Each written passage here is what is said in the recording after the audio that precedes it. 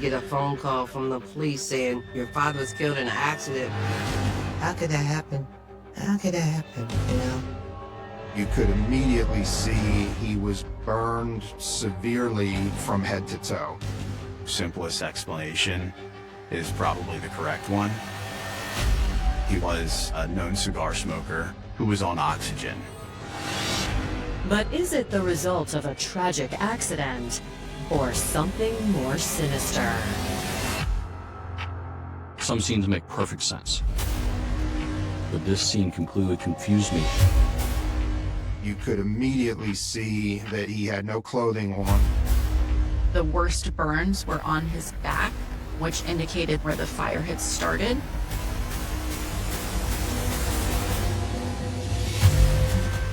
When the evidence leads to a seemingly disturbed suspect, investigators must determine whether the crime was unintentional or if it's all an act.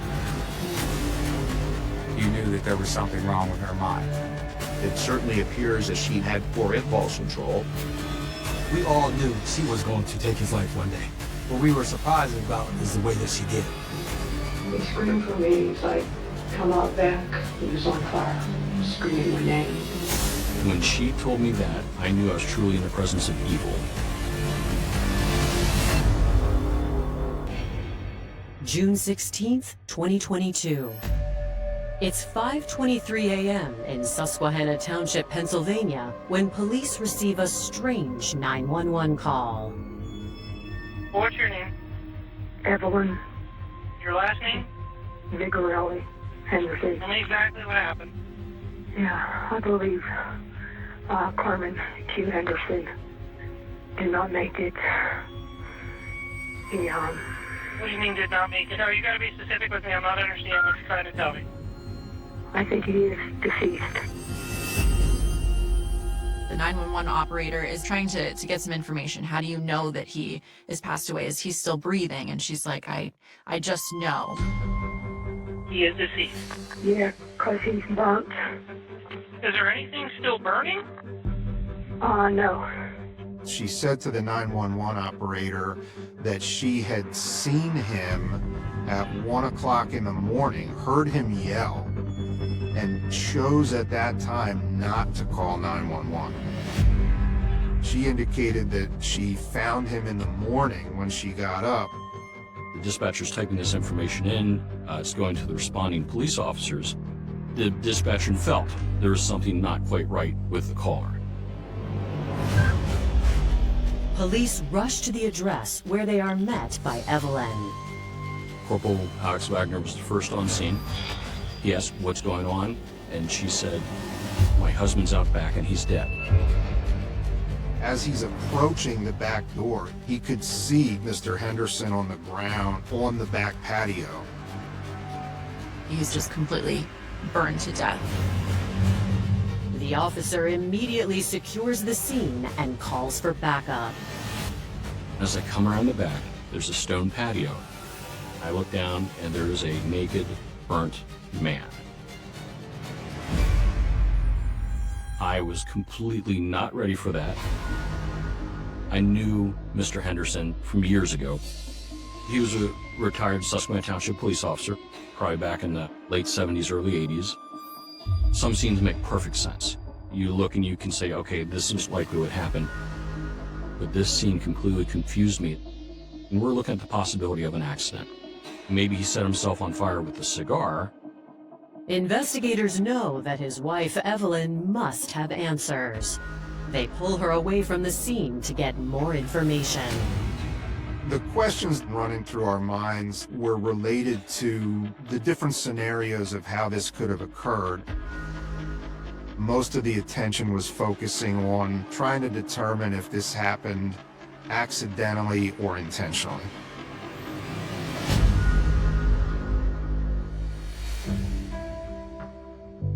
Carmen Q. Henderson was born October 31st, 1937 in Philadelphia to a doting mother. My grandmother, his mother took care, gave him everything. He had everything he wanted to have as a child. He grew up in Germantown. They moved up to Harrisburg to changed the way life was going for them. His mother worked for the orphanage, which is now the YWCA, and my dad went to school at William Penn High School. Carmen met his first wife in high school. The pair had 2 daughters together while he served in the military. He was a airplane mechanic in the Air Force. When he came out of the service, he worked for Firestone as a mechanic. Before long, Carmen decided he'd had enough of engine repair and began a new career back in Pennsylvania. First he was a state police officer. Then after that, switched over to being a Susquehanna Township police officer. He was one of the first minority police officers in this area. His reputation was, everybody thought he was an incredible man. During his early career in law enforcement, Carmen and his wife separated, but he remained close to his daughters. Even though we lived with our mother, I would see my dad every day because I would go to my grandma's house after school every day. And my dad was there, and my grandma would cook dinner, and me and my dad would eat dinner every day. He took us to the Philadelphia Zoo. He took us to Atlantic City, to Jersey because he liked Atlantic City. My dad took us everywhere. Carmen was just as caring with the people in his community. He had risen through the ranks to be a deputy sheriff in Dauphin County. He was a good man, he was a fair man, and he was very well liked. All different colors of people I would run into, and they would tell me that my dad helped them a lot when they were on parole and stuff. It changed their lives. He didn't treat them like criminals. He treated them like people. And I think that's why everybody liked him so much. Carmen Henderson was the grandpa of the neighborhood. He was like Mr. Rogers. People loved this man. One person struck by Carmen's charm was Evelyn Zigerelli. Born on March 4th, 1956 in Beaver County, Pennsylvania, Evelyn also seemed destined for a life of service. She came from a family with a political background out in southwestern PA. Throughout high school, Evie was active in a range of activities, including band, sports, and student government. She carried a strong work ethic from adolescence into adulthood, running for local office in 1983. She was elected clerk of courts in Beaver County in the mid-'80s. Eventually, she came to the Harrisburg area, and after she was here, after she met Mr. Henderson, she tried to run for office in Dauphin County. No-nonsense Evelyn found a lifelong ally and supporter in Carmen. The pair married in 1991, and Carmen's good reputation bolstered Evelyn's political confidence. She made several bids for office. She came from Beaver County, and she thought that her experience and accolades and her past status as an elected official out there would instantly transfer over. That was a rude awakening when she came here and realized all of a sudden, no, you're an outsider. After a slew of lost elections, Evelyn and Carmen decided to pivot their energy into opening a business. Say, I'm just going to give you a limousine. That's what I'll do. I'll just give me a limousine and start my own profession. He did most of the work for the cars, so he was able to save a lot of money that way. Evelyn ran the day-to-day part of the booking the trips and getting clients. They literally had the monopoly on limousines at one point, and I can only imagine, how proud he was of a business that he built. But by 2022, the business had lost much of its revenue due to Carmen's failing health. Mr. Henderson's health had been declining to some extent. He was becoming more frail. He was 84 years old, wasn't able to walk as easily as he used to. Mr. Carmen was just, getting older. They were still getting some income in, but it just slowly faded away.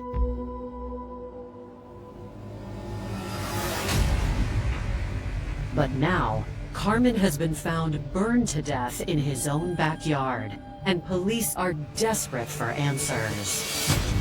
Evelyn, she now acts kind of surprised, basically saying he caught himself on fire. He was a cigar smoker. Evelyn told us that he likes to smoke cigars out back, and he will sometimes light the wrappers on fire. So at one point she said maybe he set himself on fire because he was burning the wrappers. Her demeanor was described as strange. You would expect someone to be hysterically crying and upset and inconsolable, and she was just flat and had just a monotone reaction to everything. One possibility would be that she's simply in shock from what has occurred and what she witnessed. I mean, what's a normal reaction to have to your husband being burned alive? There is no uniform normal reaction. Evelyn's bizarre response, combined with the circumstances of Carmen's death and the state of the home, bolster detectives' sense of urgency. We treat every suspicious death as a homicide until proven otherwise. So I knew we were going to have to get a search warrant for the house. I knew we were going to have to remove her from the house in order to perform the search warrant to secure the scene, make sure nothing gets tampered with. I took a closer look. Inside the house was absolutely deplorable. It was filthy. There was rotted food, plates just sitting haphazardly. It was squalor. Coming up, a search warrant provides strange clues. People don't burn as bad as Mr. Henderson does without accelerant. And an interview with Evelyn compounds the mystery. It happened yesterday What happened? when he caught himself on fire.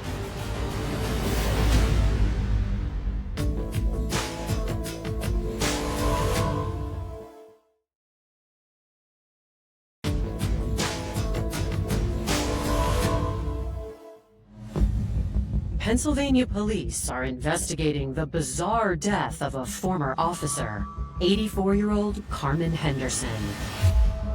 His wife, Evelyn Zigerelli-Henderson, thinks he caught himself on fire. But given the neglected state of their home, detectives wonder about her mental state. One of the first things that we look at in terms of how well people are doing mentally is how well do they take care of themselves. If they're out of touch with reality, or even just severely emotionally distressed, that can be reflected in what surrounds them. Sometimes a place filled with clutter and that is not clean and has all sorts of indications of mental illness. We asked her, when did you see him last? She said, last night he went out to smoke a cigar around 7 or 8 o'clock, and I went to bed. And then she said that she didn't see him until she woke up this morning and called 911. Evelyn originally said she saw Carmen around 1 a.m. Evelyn is confusing details. When you're getting different pieces of information like Evelyn is giving here, police are certainly going to be concerned about whether or not Evelyn is a reliable source of information. She had indicated that she was bipolar and she had stopped taking her medication. The characteristic bipolar disorder is cyclical mood swings from periods of elation to periods of depression. This can affect memory and cause a person to become confused, and that sometimes doesn't allow that person to perceive what's going on in the world in front of them. So I said to her, would you mind coming with us to the police station to talk? And she said, absolutely.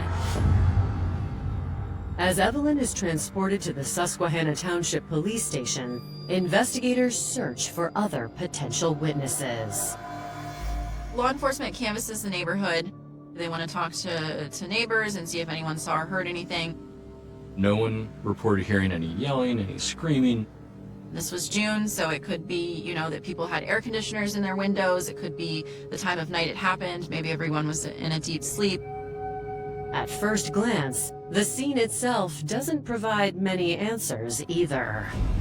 You could immediately see that he had no clothing on and he was burned severely from head to toe. My question is, why is he naked? When you looked on the ground, there was actually a pile of debris, burned debris, everything charred. There were shoes, parts of a belt, a cuff of a shirt. And so the more you kind of looked at the scene, the more it became apparent that he actually was dressed when he caught fire. We believed as he was on fire, he more than likely was disrobing. The severity of the burns raises other questions. The initial thought is there must have been some sort of accelerant, some kind of liquid, flammable liquid that would have been poured onto him, either by himself or somebody else, that would have ignited to cause those kind of burns. People don't burn as bad as Mr. Henderson does without accelerant.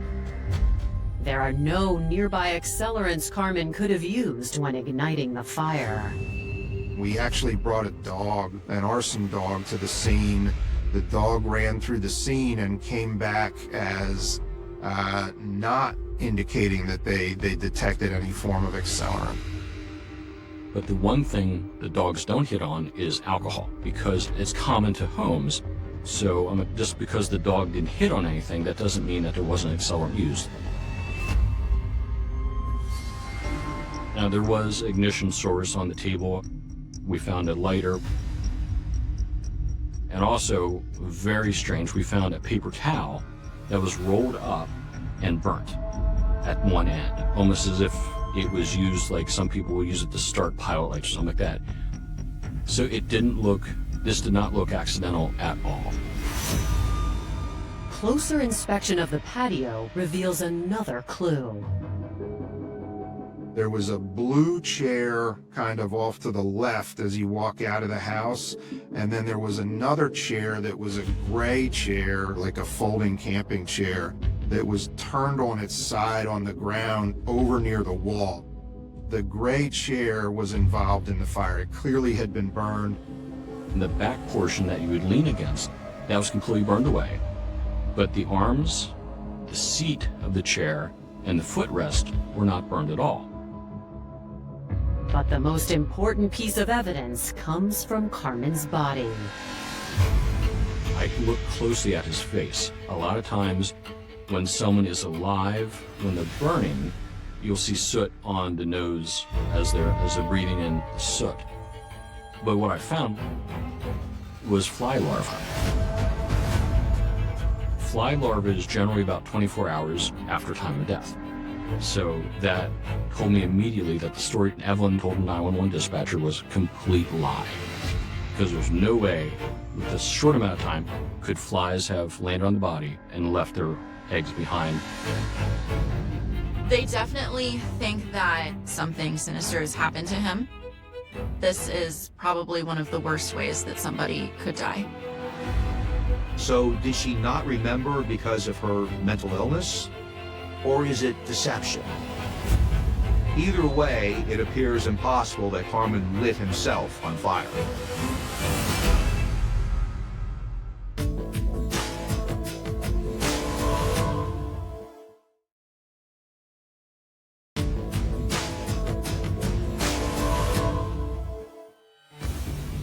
Over 3 hours after Evelyn Henderson called 911, investigators are now seriously questioning her account of her husband's death. When they sit down with her at the police station, they ask her to go over the details of that evening again. Her demeanor is relatively the same as it is on the scene. You know, she doesn't get upset, she's not crying, she doesn't seem like she's grieving. It did not seem like she was in any sort of shock from the incident at that point. That seemed like it may have been the case on the scene, but now we're hours later. She's removed from the scene, and she's clearly understanding the questions. So what happened that we're here today? Can you explain that to me? Well, I called 911 because Carmen Henderson needed help. I'm trying to get her into a story that's consistent that she's staying with.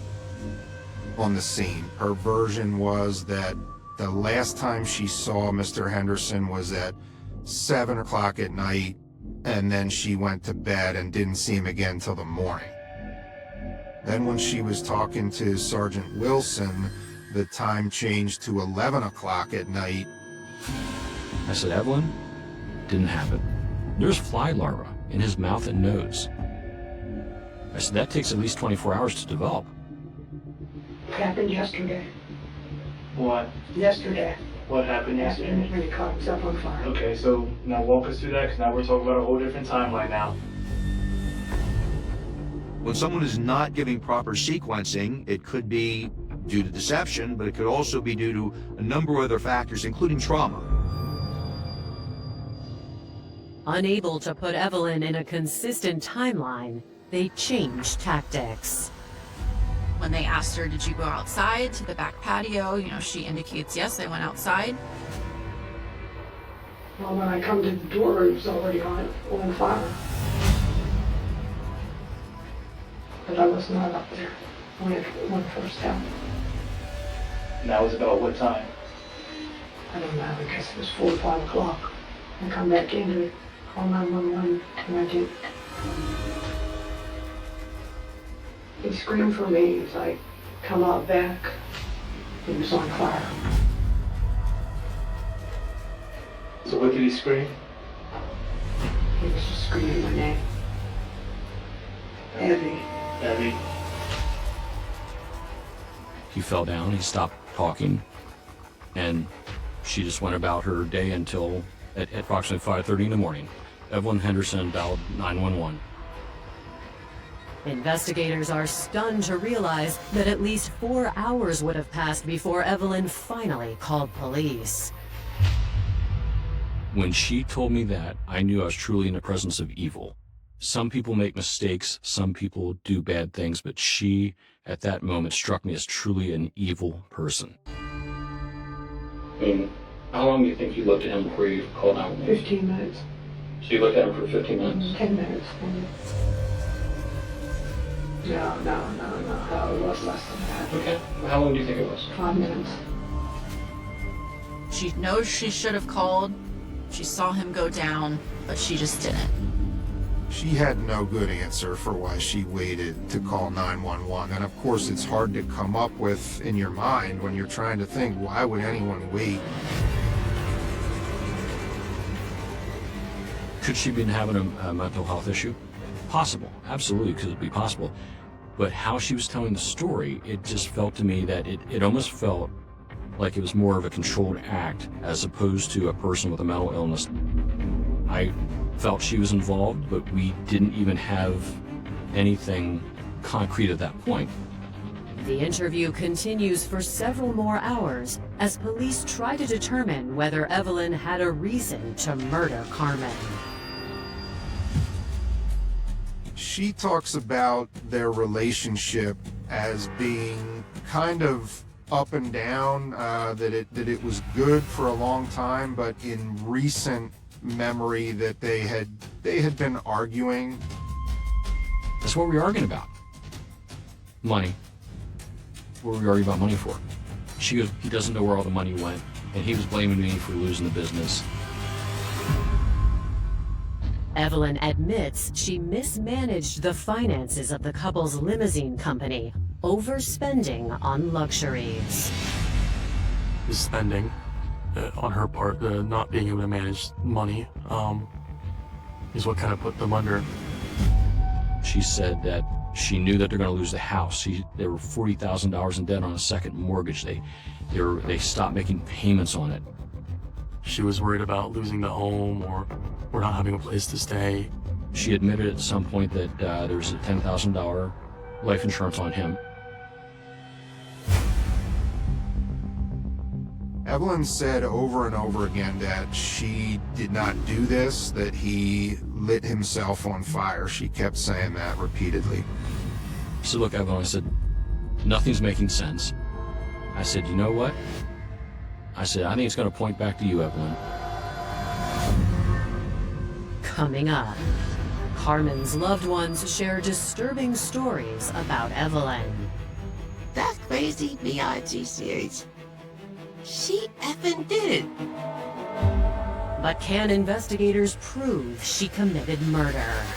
He was actually breathing in more flames than any sort of smoke. It's excruciatingly painful being burned.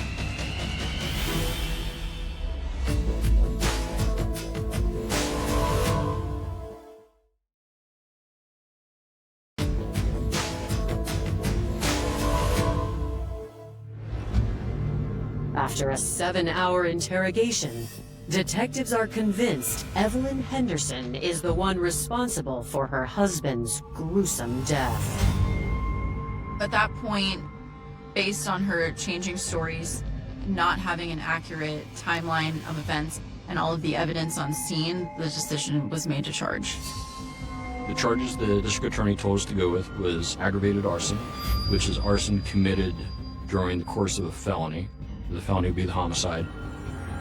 Evelyn is transported to Pennsylvania's Dauphin County Jail, while authorities continue to build a case against her. They believe personal testimonials and forensic evidence will help earn a conviction. We certainly had probable cause at that moment to believe that she had committed this crime and the charges we had charged her with, but there were things that still needed to be done. To learn more about the relationship between Evelyn and Carmen, investigators reach out to family and friends later that same day. We get a phone call from the police saying your father was killed in an accident. They were saying that he was set on fire. I said, how can that be? They said it's going to be treated as a homicide. So we're like, well, who did it? And they said, we arrested your dad's wife. I'm like, that's crazy, excuse me, that's crazy, B-I-G-C-H. She effing did it.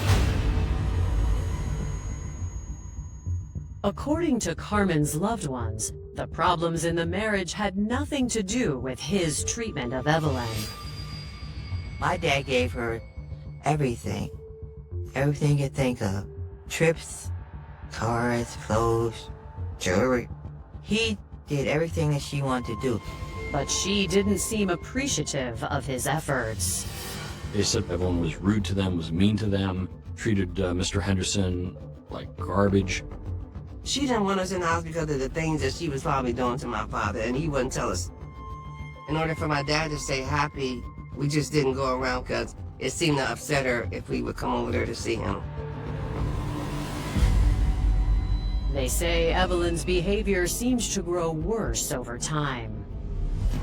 She would really just didn't have any type of people skills. So she would belittle people, she would be nasty to people.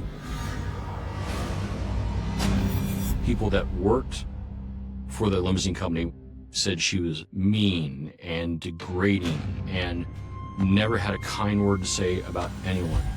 She presented herself that she was better than them and everyone was below her. She had this air that she was like royalty.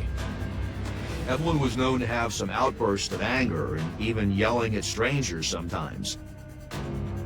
And we know that people who've been diagnosed with bipolar disorder often engage in that very same behavior. Once Carmen's age forced him to retire, it left Evelyn completely in charge of the business and Carmen's failing health. He couldn't do all the work that he could do on the cars. And Evelyn seemed to have more episodes. And when she was having episodes, she was also losing business. She was such a mean, horrible, evil person. A lot of people boycotted my dad's business. They used to tell my dad all the time, you need to leave her, because they saw something too in her that he didn't see. He never ever complained about how she would scream and holler, how she would cuss or anything. He loved her. So I just didn't understand what happened. Why would you kill somebody that loved you so much? We suspected, just from everything that we knew, that she may have grown tired of having to care for him, since he was elderly and was not able to do everything for himself as time went on. That was something that put a larger burden on her. I truly believe she was waiting for him to die, and he wouldn't die. And in her evil heart, she decided that's how she was going to get more money out of him for the last time. However, police still need direct evidence she killed Carmen, and there are viable theories to the contrary. I believe in Occam's razor, right? Which the most simplest explanation is probably the correct one. Carmen was a known cigar smoker. He was an elderly gentleman with some physical limitations who was on oxygen. I'm just not convinced that she did it. Some people have said that she suffered from some type or types of mental illness. But I don't necessarily think that that translates to somebody becoming a murderer. The autopsy still needed to be conducted here, and then the fire investigators had to complete their investigation as well. After somebody is charged and or arrested, that's really only the beginning of the investigation.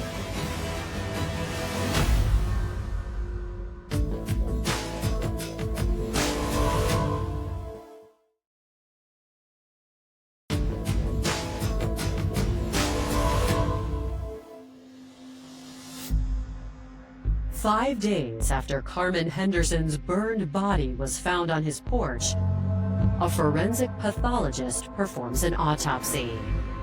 The toxicology results for Carmen Henderson were not exactly what you would expect to see in a case if someone dies from a fire. Oftentimes, the thing that kills them is inhaling all of the smoke. His blood results did not bear that out. Dr. Rost was able to figure that he was alive when he was burned. The one sure indicator of that was that there was some soot that was ultimately found in his throat area. This was a fire that caught quickly, burned hot, and so there wouldn't have been a lot of smoke initially, and so he was actually breathing in more flames than any sort of smoke.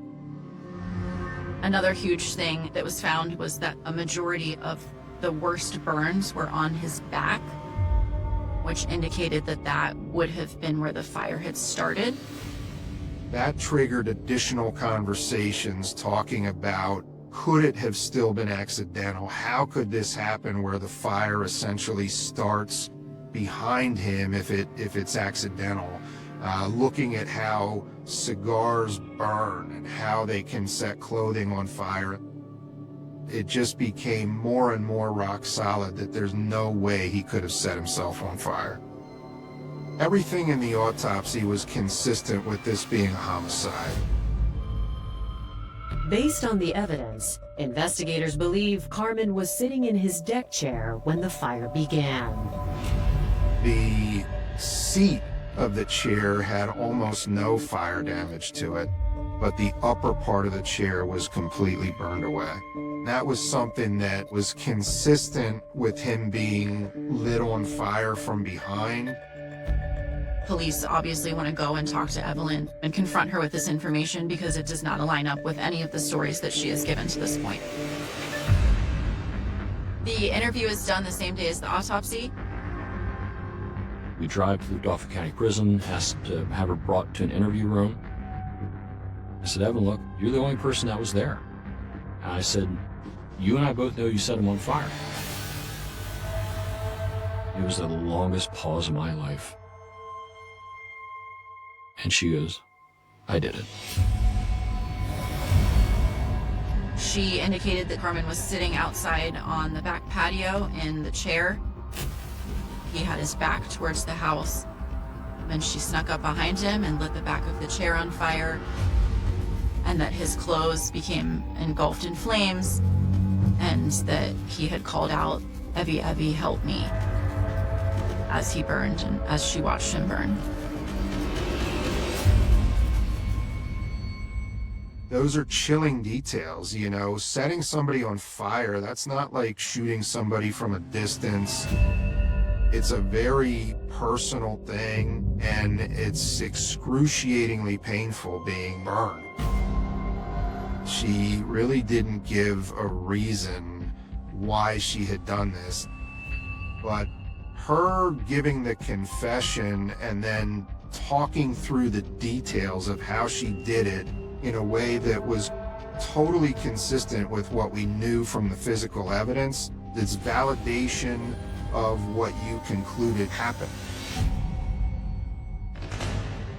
With Evelyn's confession, prosecutors believe they have an open and shut murder case. But at the first pretrial hearing, she once again changes her story. By the time the preliminary hearing rolled around, she was denying that she did the crime. She basically recanted her confession. So the case wasn't over yet at that point, and the investigation wasn't over. If Evelyn's confession is determined to be inadmissible, prosecutors must have evidence to prove she set Carmen's chair on fire and that it burned quickly enough to kill him before he could escape the flames. The biggest thing we had left to do was to conduct an experiment that showed this chair could be lit on fire without the use of accelerants. The decision was made to take portions of the chair that we had in evidence and actually test them, do live testing on them to see if they were flammable and how fast they would be engulfed in flames. I naturally assume that if you're making a product that people use while camping, it's going to be at least flame resistant. Well, we found out later that camping chairs burn like solid rocket fuel. Detectives conclude the chair was incinerated within a matter of seconds. Obviously, he's an elderly male. We know that he has mobility issues, trouble getting around. By the time he is able to react, his clothing is now on fire.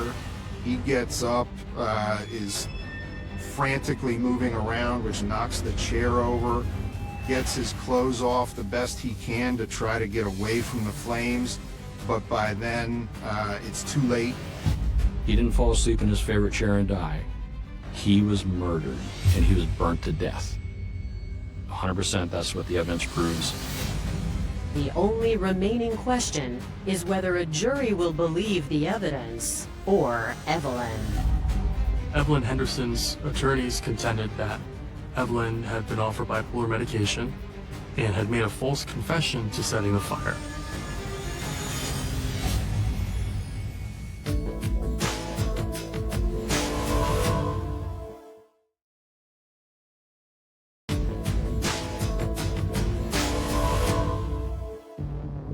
On March 12, 2024, nearly 2 years after Carmen Henderson burned to death, his wife, Evelyn Zigerelli-Henderson, goes on trial for his murder. My opening statement, I started it out essentially with what Carmen's last words likely would have been, which was, Evie, help me. And I just kind of cried that out to the jury 5 or 6 times to really get them to understand the impact of how awful of a death this was. The crux of the defense at trial was essentially to say that Evelyn Henderson gave a false confession, and that the only reason she said she did it was because she had given up, as the defense put it. In many of these homicide cases, there is an element of mental health. The defense in this case certainly brought up that she was bipolar, which really the only evidence of that was she had indicated that she had stopped taking her medication. The claims of her being bipolar came from her and her alone. There was never any extrinsic evidence provided to us about that. The defense argues that the fire was simply an accident. Evelyn Henderson's attorneys also argued that Carmen Henderson set the fire himself during their closing arguments.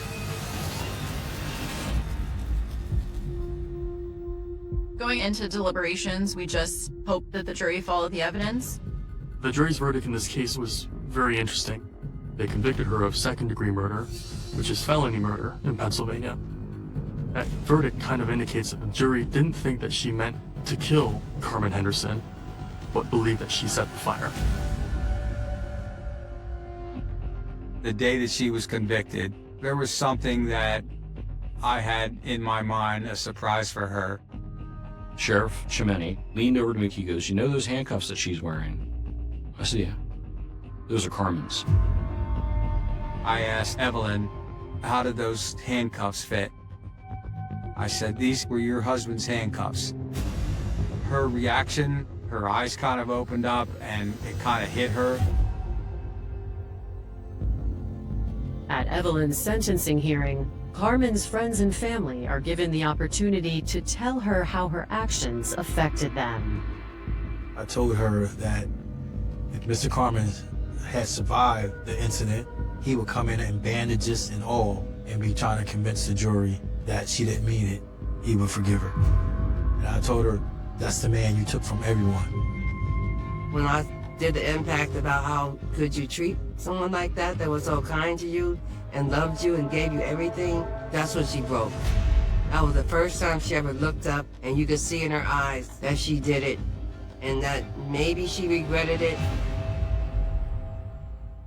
Evelyn is sentenced to life in prison without the possibility of parole. It was relief that we had gotten some justice for Carmen and for his family, and that they would be able to put this portion behind them. That's a very small portion of the grief that they'll have to go through for the rest of their lives. I don't know why my dad didn't see it. How could love overshadow something that evil?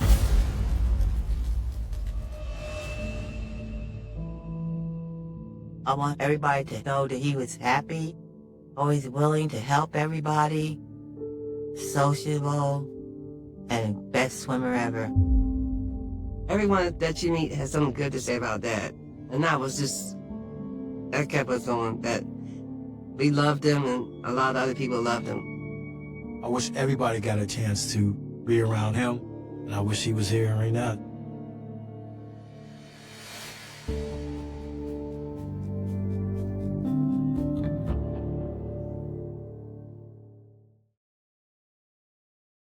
The cold forests of British Columbia have always carried a strange kind of silence. Vast stretches of wilderness, endless roads cutting through the trees, and small communities where people know each other's faces, but not always the secrets hidden behind closed doors. In places like this, danger does not always arrive with a warning. Sometimes it walks quietly among ordinary people. Sometimes the person everyone sees every day is the person nobody ever suspects. In the autumn of 2010, a young man named Cody Allen Leijbokoff was living what appeared to be a normal life. He was only 20 years old. He was young, had friends, had a job, and carried the image of a typical small-town man. To many people around him, he was just another guy from British Columbia. Someone who enjoyed hockey, spent time online, and seemed like thousands of other young men trying to build a future. But behind that familiar face was a story that would eventually shock an entire country.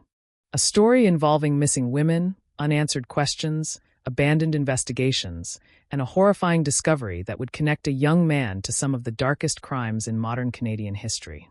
This is the story of Cody Leijbokoff, a young man who became known as one of Canada's youngest convicted serial killers. A case that forced investigators to look closer at the people who disappear without anyone noticing. A case that revealed how someone could appear ordinary while hiding something unimaginable. Before the name Cody Leijbokoff became known across Canada, there were already signs that something terrible was happening. Women were disappearing. Families were waiting for phone calls that never came. And in the forests surrounding Prince George, British Columbia, investigators were slowly beginning to uncover a nightmare that had been hidden in plain sight. The first question was not who Cody Leijbokoff was.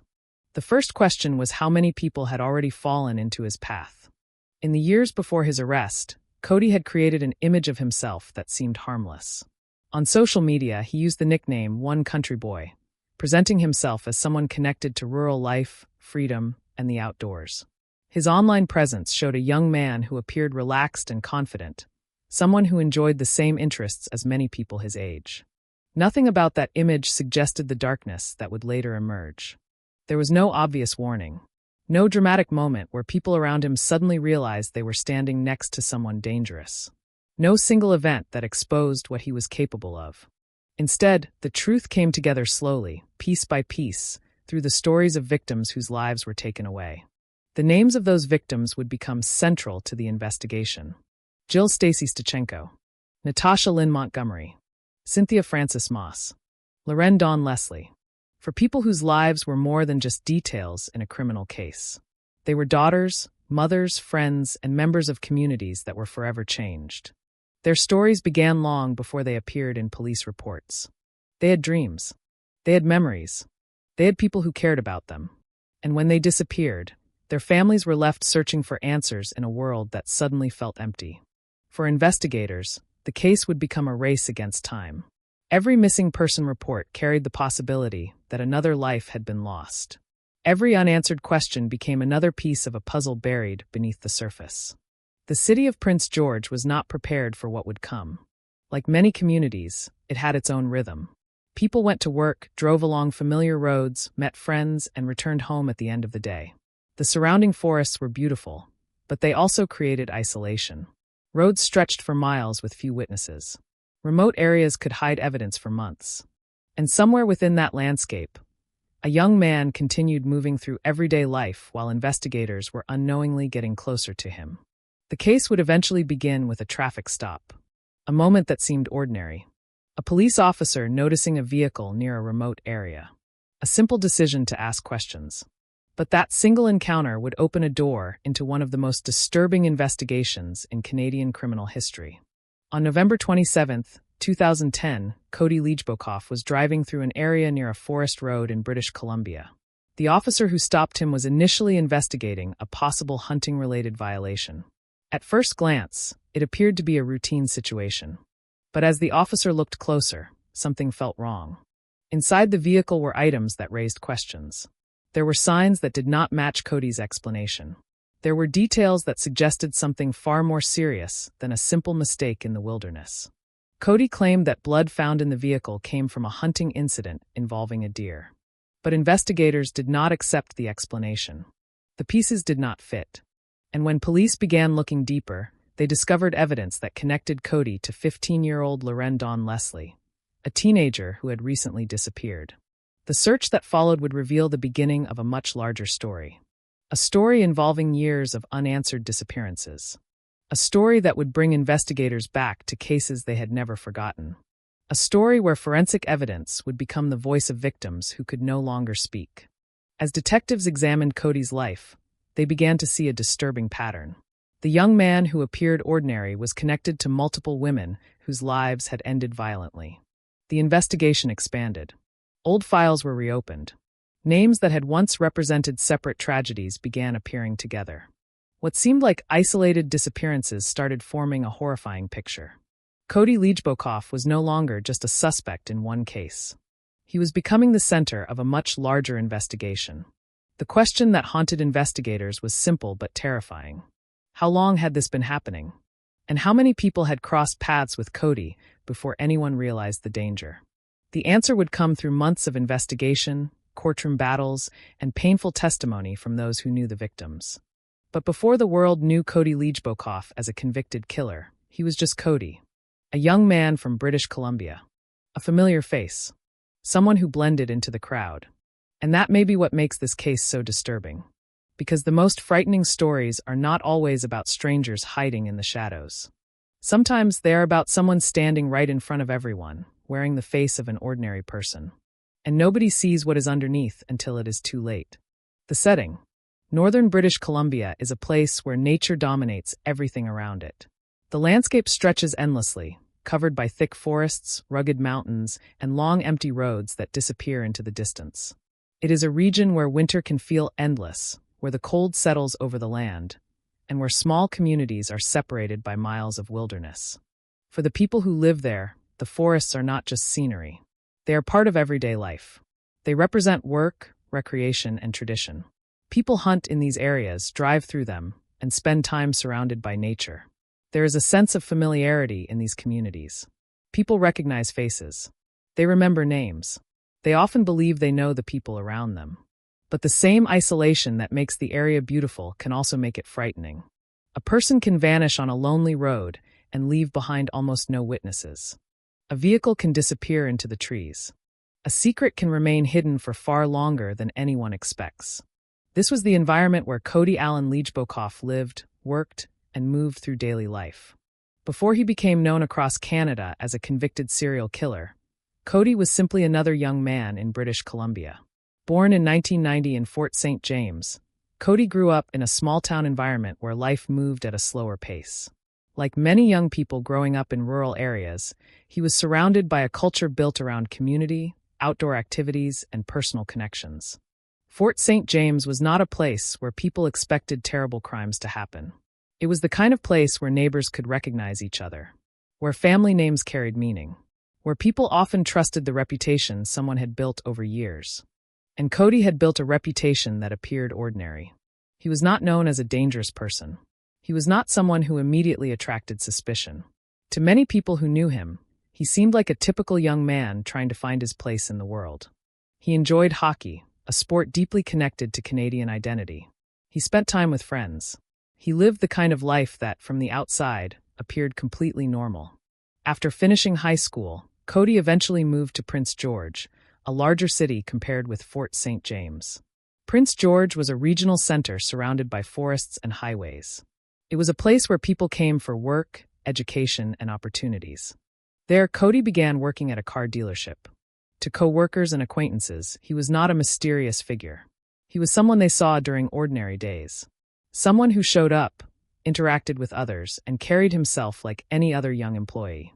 There were no obvious signs that the person standing in front of them would later become connected to a series of disturbing crimes. That contrast would become one of the most unsettling aspects of the entire case. The idea that someone capable of terrible acts could exist inside an ordinary life was difficult for many people to understand. Because when people imagine a dangerous criminal, they often picture someone who looks threatening, someone who behaves strangely, someone who stands apart from society. But Cody did not fit that image. He blended in. He appeared approachable. He seemed familiar. And that familiarity created a false sense of security. During this period, Cody was also active on social media. Like many young people at the time, he used online platforms to present a version of himself to the world. He created an identity around the nickname One Country Boy, a name that reflected a rural lifestyle and an image of someone connected to the outdoors. Online, people saw a young man who appeared confident and relaxed, a person who enjoyed a simple lifestyle, someone who wanted to be seen as a regular country guy. But behind every public image is the question of what remains hidden.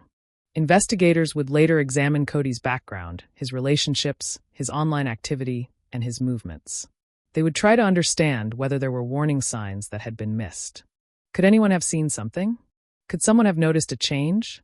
Or was Cody able to hide behind the image he created so effectively that nobody questioned what was happening? The first known victim connected to the case was Jill Stacy Stachenko. Jill was 35 years old.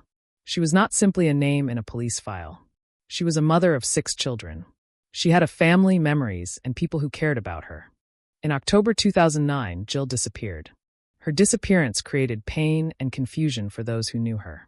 When someone vanishes, families are often trapped between hope and fear. They wait for a phone call. They look for signs. They replay the last conversations they had. They wonder if the person they love is still out there somewhere. But days passed, and answers did not come. Eventually, Jill's body was discovered in a remote area outside Prince George. Her death transformed the situation from a missing person case into a homicide investigation. But at that time, investigators did not have the answers they needed. They had a victim. They had a grieving family. They had questions. But they did not have a suspect. And somewhere in the same region, Cody Leachbokoff continued living his life. He continued going to work. He continued interacting with people.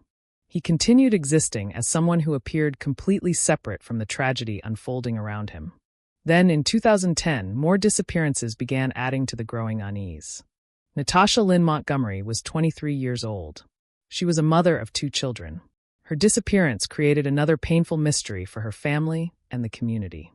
Like Jill, Natasha was not a statistic. She was a person with a life that mattered. Her absence left behind unanswered questions. Then came Cynthia Frances Moss, another woman whose disappearance would later become connected to Cody. Each case at first existed separately. Different names, different families, different moments of heartbreak. But behind the scenes, investigators were beginning to face a disturbing possibility. What if these cases were connected? What if the disappearances were not random? What if someone had been moving through the community unnoticed?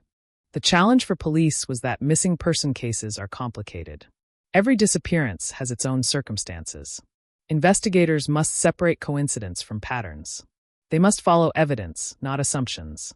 And in a large area like British Columbia, where wilderness covers enormous distances, finding answers can be incredibly difficult. The landscape itself becomes part of the investigation. The forests hide. The roads stretch endlessly. The silence can be overwhelming. For months, the truth remained buried. But every investigation has a turning point. Every case has a moment when the direction changes. For Cody Zigerelli-Henderson, that moment would come unexpectedly. It would not begin with a confession. It would not begin with someone directly accusing him. It would begin with a routine encounter on a remote road. A police officer, a vehicle, a few questions, and a discovery that would eventually connect a seemingly ordinary young man to a nightmare that had been unfolding for years.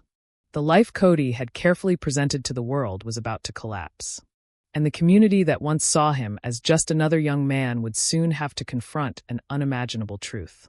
The person they thought they knew was not the person investigators were about to uncover. The victim's story. Behind every criminal investigation, behind every courtroom battle, and behind every headline, there are people whose lives existed long before their names appeared in a case file. They were not just victims. They were mothers, daughters, friends, people who laughed, dreamed, struggled, and hoped for the future.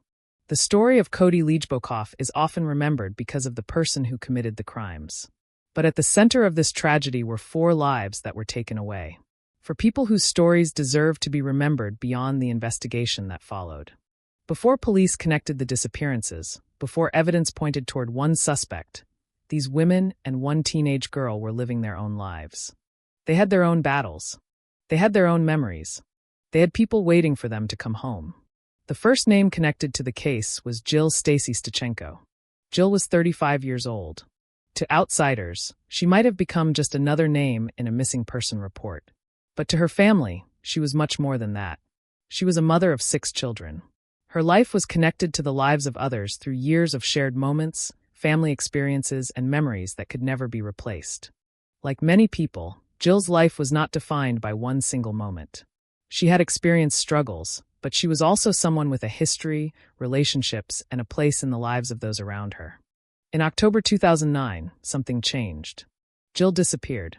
The sudden absence of a person creates a strange kind of pain. At first, families often hold on to hope. They imagine explanations. Maybe there was a misunderstanding. Maybe she needed time away.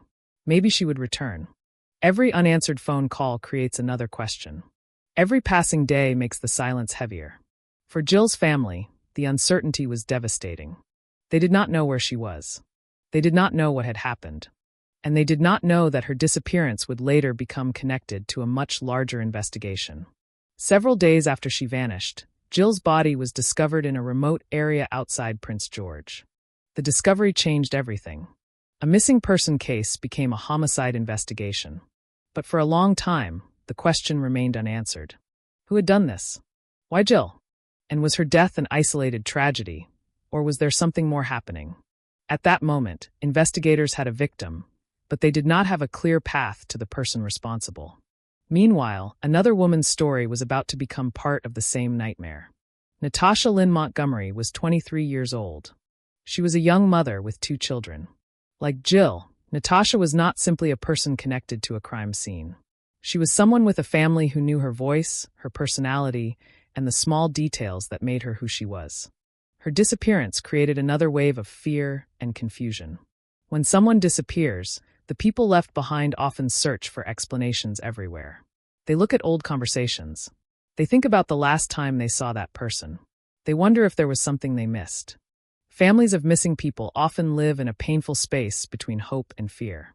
Hope that their loved one will walk through the door again. fear that the truth may be something impossible to accept. Natasha disappeared in late August or early September 2010. Unlike some cases where investigators eventually locate a body and receive answers, Natasha's disappearance remained surrounded by uncertainty. Her family was left without the closure that comes from knowing exactly what happened. Her story became one of the many unanswered questions that investigators carried with them. But later, as police examined evidence connected to Cody Liejbokoff, Natasha's name returned to the investigation. Forensic evidence would eventually link her to Cody's apartment, a place that appeared ordinary from the outside, a place connected to someone many people believed was just a normal young man. But inside that investigation was evidence suggesting something much darker. Then came Cynthia Frances Moss. Cynthia was 35 years old. Her disappearance added another layer to a growing concern among investigators.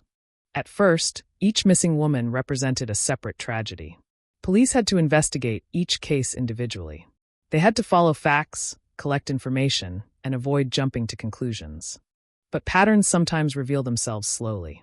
A detail from one case, a piece of evidence from another, a connection that only becomes visible after time has passed. Cynthia disappeared in 2010. Approximately a month later, her body was found in a park area in Prince George. The discovery brought more questions. The circumstances surrounding her death suggested violence. Investigators began examining the possibility that they were not dealing with one isolated incident. The fear was growing. There may have been someone moving through the community unnoticed. Someone who had crossed paths with vulnerable people. Someone who could disappear into everyday life without attracting attention. Then there was Lorraine Dawn Leslie, the youngest victim. Lorraine was only 15 years old. Unlike the other victims, she was still a teenager at the beginning of her life. She had not yet experienced the years ahead of her. She had not yet had the chance to discover who she would become. Lorraine connected with Cody through the social media platform Nexopia. At the time, online communication was becoming a normal part of young people's lives. Teenagers used the internet to meet others, share interests, and build friendships. But the online world could also create opportunities for people to hide who they truly were. Lorraine was described as someone vulnerable. She had vision problems and was considered someone who could be easily taken advantage of. For her family, Lorraine was not just a name connected to a crime. She was a daughter, a young girl with a future, someone whose life should have continued.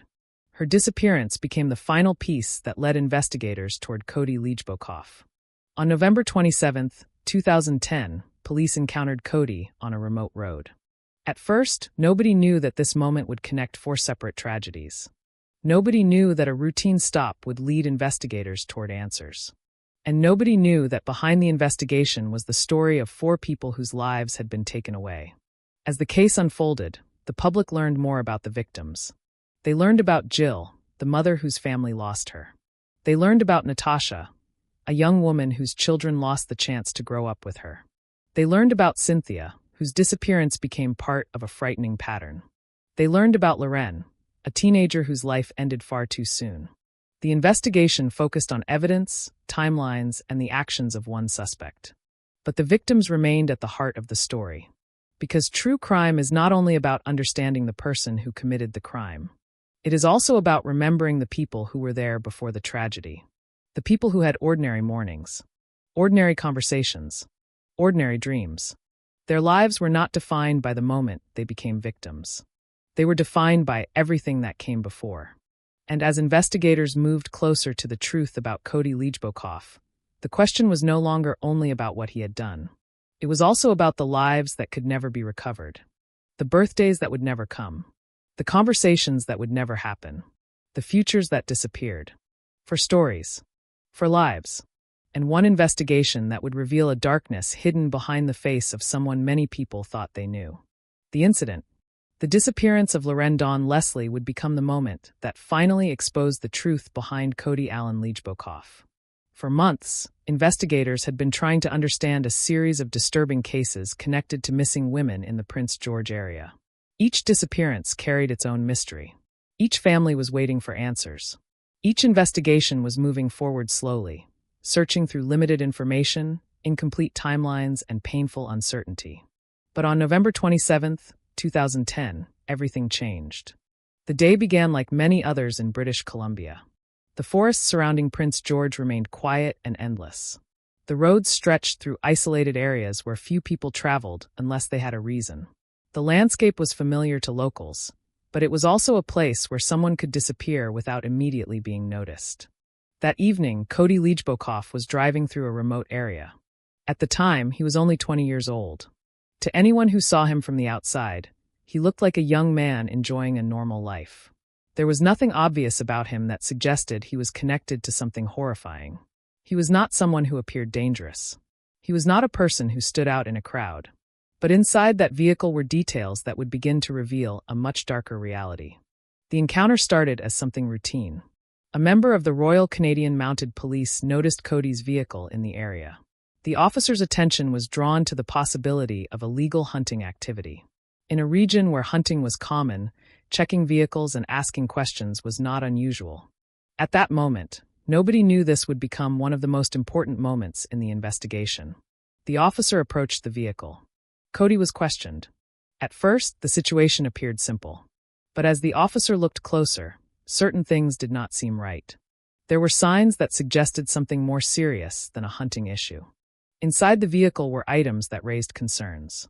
There were tools, a backpack, and evidence that appeared connected to a violent incident. When questioned about blood found in the vehicle, Cody provided an explanation. He claimed it came from a deer he had hunted. It was a story that, on the surface, could have been possible. But investigators had learned that explanations must match evidence. And something about the situation did not fit. The officer continued asking questions. The details became more complicated.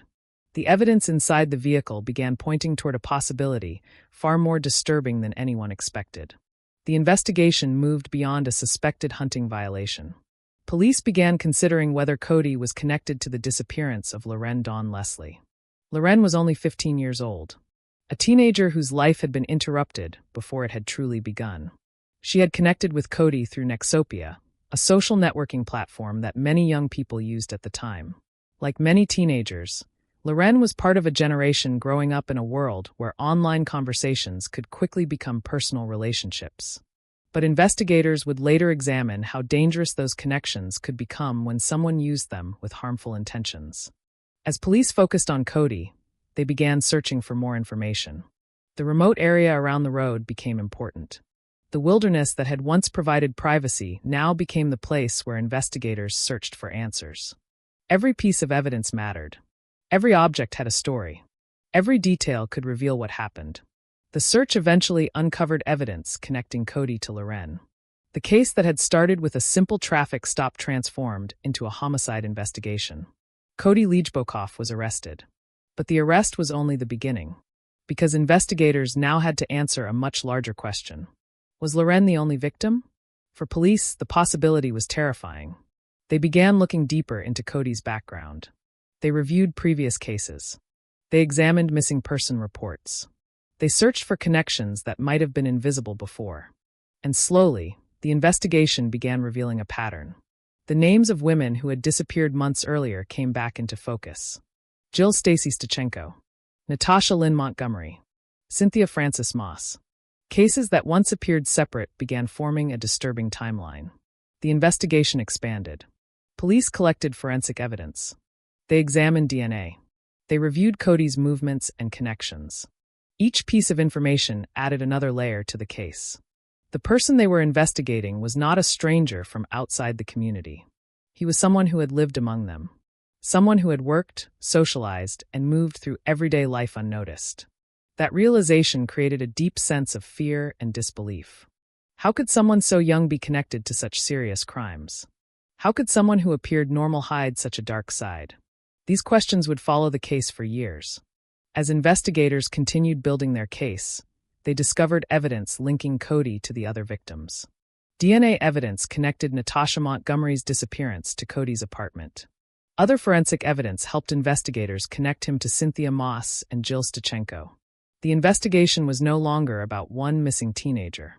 It had become a search for the truth behind multiple deaths. The community of Prince George was shaken. People began looking back at the past months differently. They remembered news reports about missing women. They remembered uncertainty. They remembered the feeling that something was wrong, but nobody knew exactly what. Now there was a name, Cody Lichbokoff. The young man who had once seemed ordinary was now at the center of one of Canada's most disturbing criminal investigations. But even after his arrest, the full story was not immediately clear. Investigators still needed to understand the timeline. They needed to prove what had happened. They needed to give answers to families who had been waiting for far too long. The evidence would eventually tell the story. But before the courtroom battles and the final verdict, there was a difficult process ahead. Detectives had to reconstruct moments that had no witnesses. They had to rely on science, investigation, and the voices of victims who could no longer speak. The case of Cody Lichbokoff became a reminder that the most shocking crimes are not always committed by people who look dangerous. Sometimes the person investigators are searching for is someone who has been standing in plain sight. Someone whose appearance creates trust.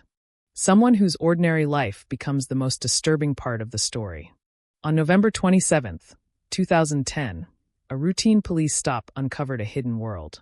A world of unanswered questions. A world of lost lives. And a truth that would forever change how Canada viewed the quiet communities of British Columbia. The discovery. The moment Cody Allen Lichbokoff was stopped on that remote road in British Columbia did not immediately reveal the full horror of what investigators were about to uncover. At first, it appeared to be a simple encounter. A police officer. A vehicle. A young man answering questions.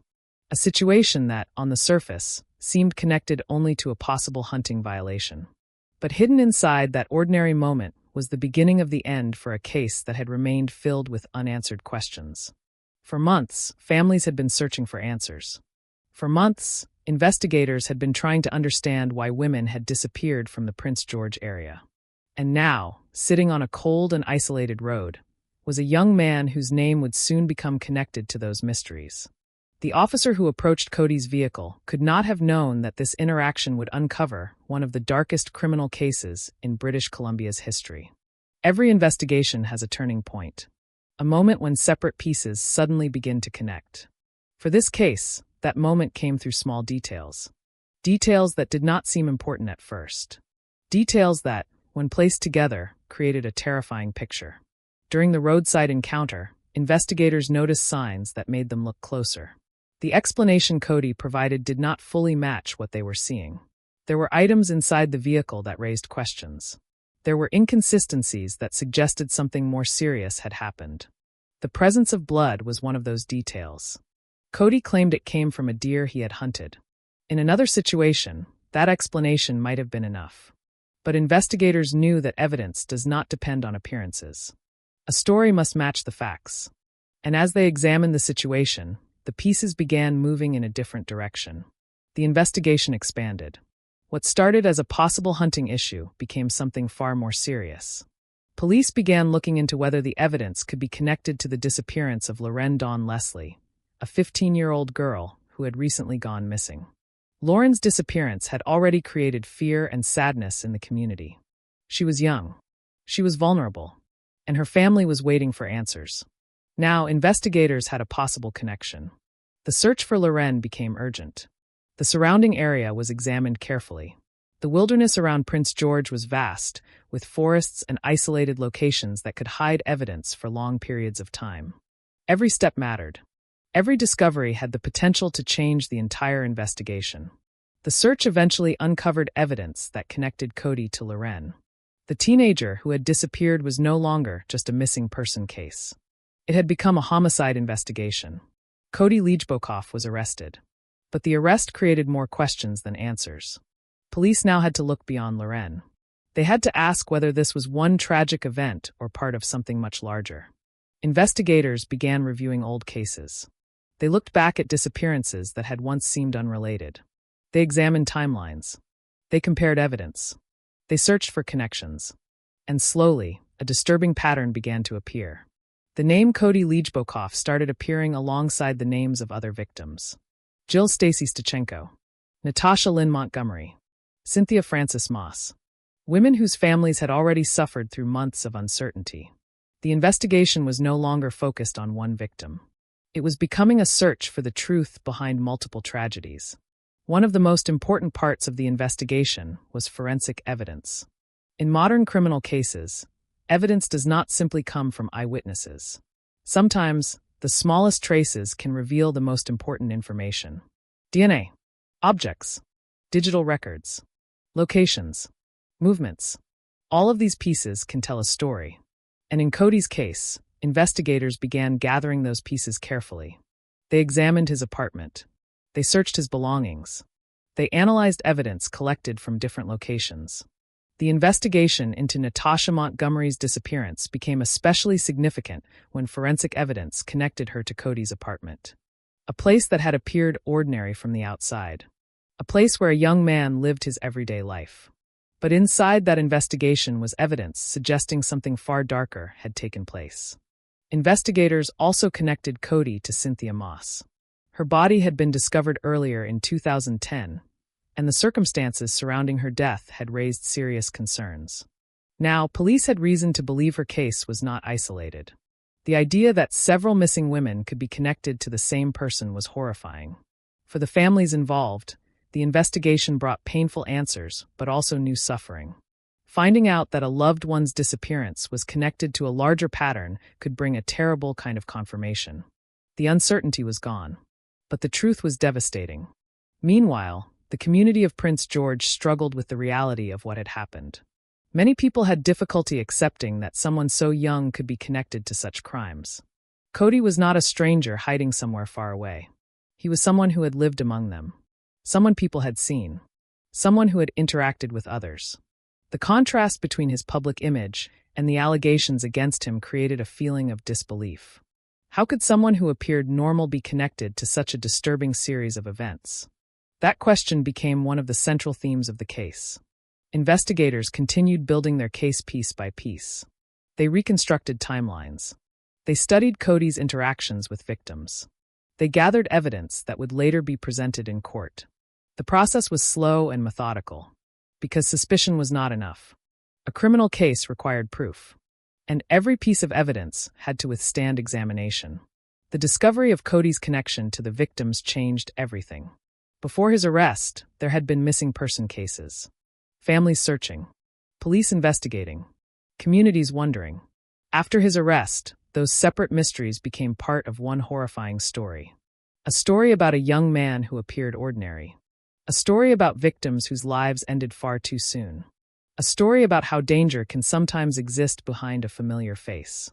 As investigators continued working, they uncovered more information about Cody's actions and his relationships. They looked at the years before the arrest. They looked at the people he knew. They looked at the moments when victims crossed paths with him. Every detail mattered, because behind every piece of evidence was a human story. A person who had lost their life. A family who had lost someone they loved. A community that had lost its sense of safety. The investigation into Cody Lijdbokov was not only about proving what happened. It was about giving answers. It was about bringing justice to victims who could no longer tell their own stories. And as the evidence continued to grow, one thing became clear. The roadside encounter on November 27, 2010 was not just a routine police stop. It was the moment when a hidden nightmare began to come into the light. A moment when investigators discovered that behind the image of an ordinary young man was a case that would shock Canada for years to come. The investigation. After Cody Allen Lijdbokov was arrested on November 27, 2010, the case entered a new and difficult phase. The discovery on the remote road had answered one question. Police had a suspect. But now came the harder question. Could they prove the full truth? An arrest is only the beginning of an investigation. Detectives must rebuild the past. They must understand what happened, when it happened, and how all the pieces connect. In the case of Cody Lijdbokov, investigators were not only looking at one tragic event involving Loren Dawn Leslie. They were looking at a pattern that had been hidden behind missing person reports, unanswered questions, and families waiting for information. The first priority was to understand Cody's connection to Loren. But as detectives examined his background, they began noticing links to other cases. The names of missing women started coming back into focus. Jill Stacy Stachenko, Natasha Lynn Montgomery, Cynthia Frances Moss. At first, these cases had existed separately. Different victims, different circumstances, different timelines. But investigations often change when new evidence appears. A single piece of information can force detectives to look at the past differently. And that was exactly what happened. Police began reviewing everything connected to Cody's life. They examined his movements. They looked at his relationships. They analyzed his apartment. They collected forensic evidence. Every object had to be examined carefully because, in a case with no surviving witnesses to the crimes, physical evidence became the voice of the victims. The investigation into Cody's apartment became especially important. From the outside, it was simply the home of a young man. A place where someone lived, slept, and carried out everyday routines. But investigators were searching for something else. They were looking for signs that could explain what happened to people who had disappeared. The evidence they found would become a major part of the case. Among the most significant discoveries was forensic evidence connecting Natasha Lynn Montgomery to Cody's apartment. Natasha had disappeared months earlier. Her family had been left without answers. Now investigators had a possible link between her disappearance and Cody. For detectives, this changed the direction of the investigation. The possibility that they were dealing with multiple victims became stronger. The question was no longer only what happened to Loren. The question became how many victims were connected to Cody. As investigators expanded their work, they also focused on Cynthia Frances Moss. Cynthia's disappearance had already been disturbing. When her body was discovered in Prince George, investigators knew they were dealing with a violent crime. But at that time, they did not know the person responsible. Now, new evidence suggested that Cynthia's case might be connected to the same suspect. The investigation became a race against time. Every detail mattered. Every timeline had to be rebuilt. Detectives had to determine where Cody had been, who he had contacted, and what events surrounded each disappearance. The process required patience. There were no shortcuts. The investigators had to separate facts from assumptions. They had to build a case strong enough to survive the courtroom. Because the difference between suspicion and proof is enormous. The community followed the investigation closely. For many people in Prince George, the case was difficult to understand. The person at the center of the investigation was not a stranger. He was someone who had lived nearby. Someone who had worked. Someone who had interacted with people. That reality created a feeling of disbelief. People often imagine dangerous criminals as obvious threats. But Cody did not match that image. He was young. He was familiar. He blended into everyday life. And that contrast made the investigation even more disturbing. Detectives also examined Cody's online activity.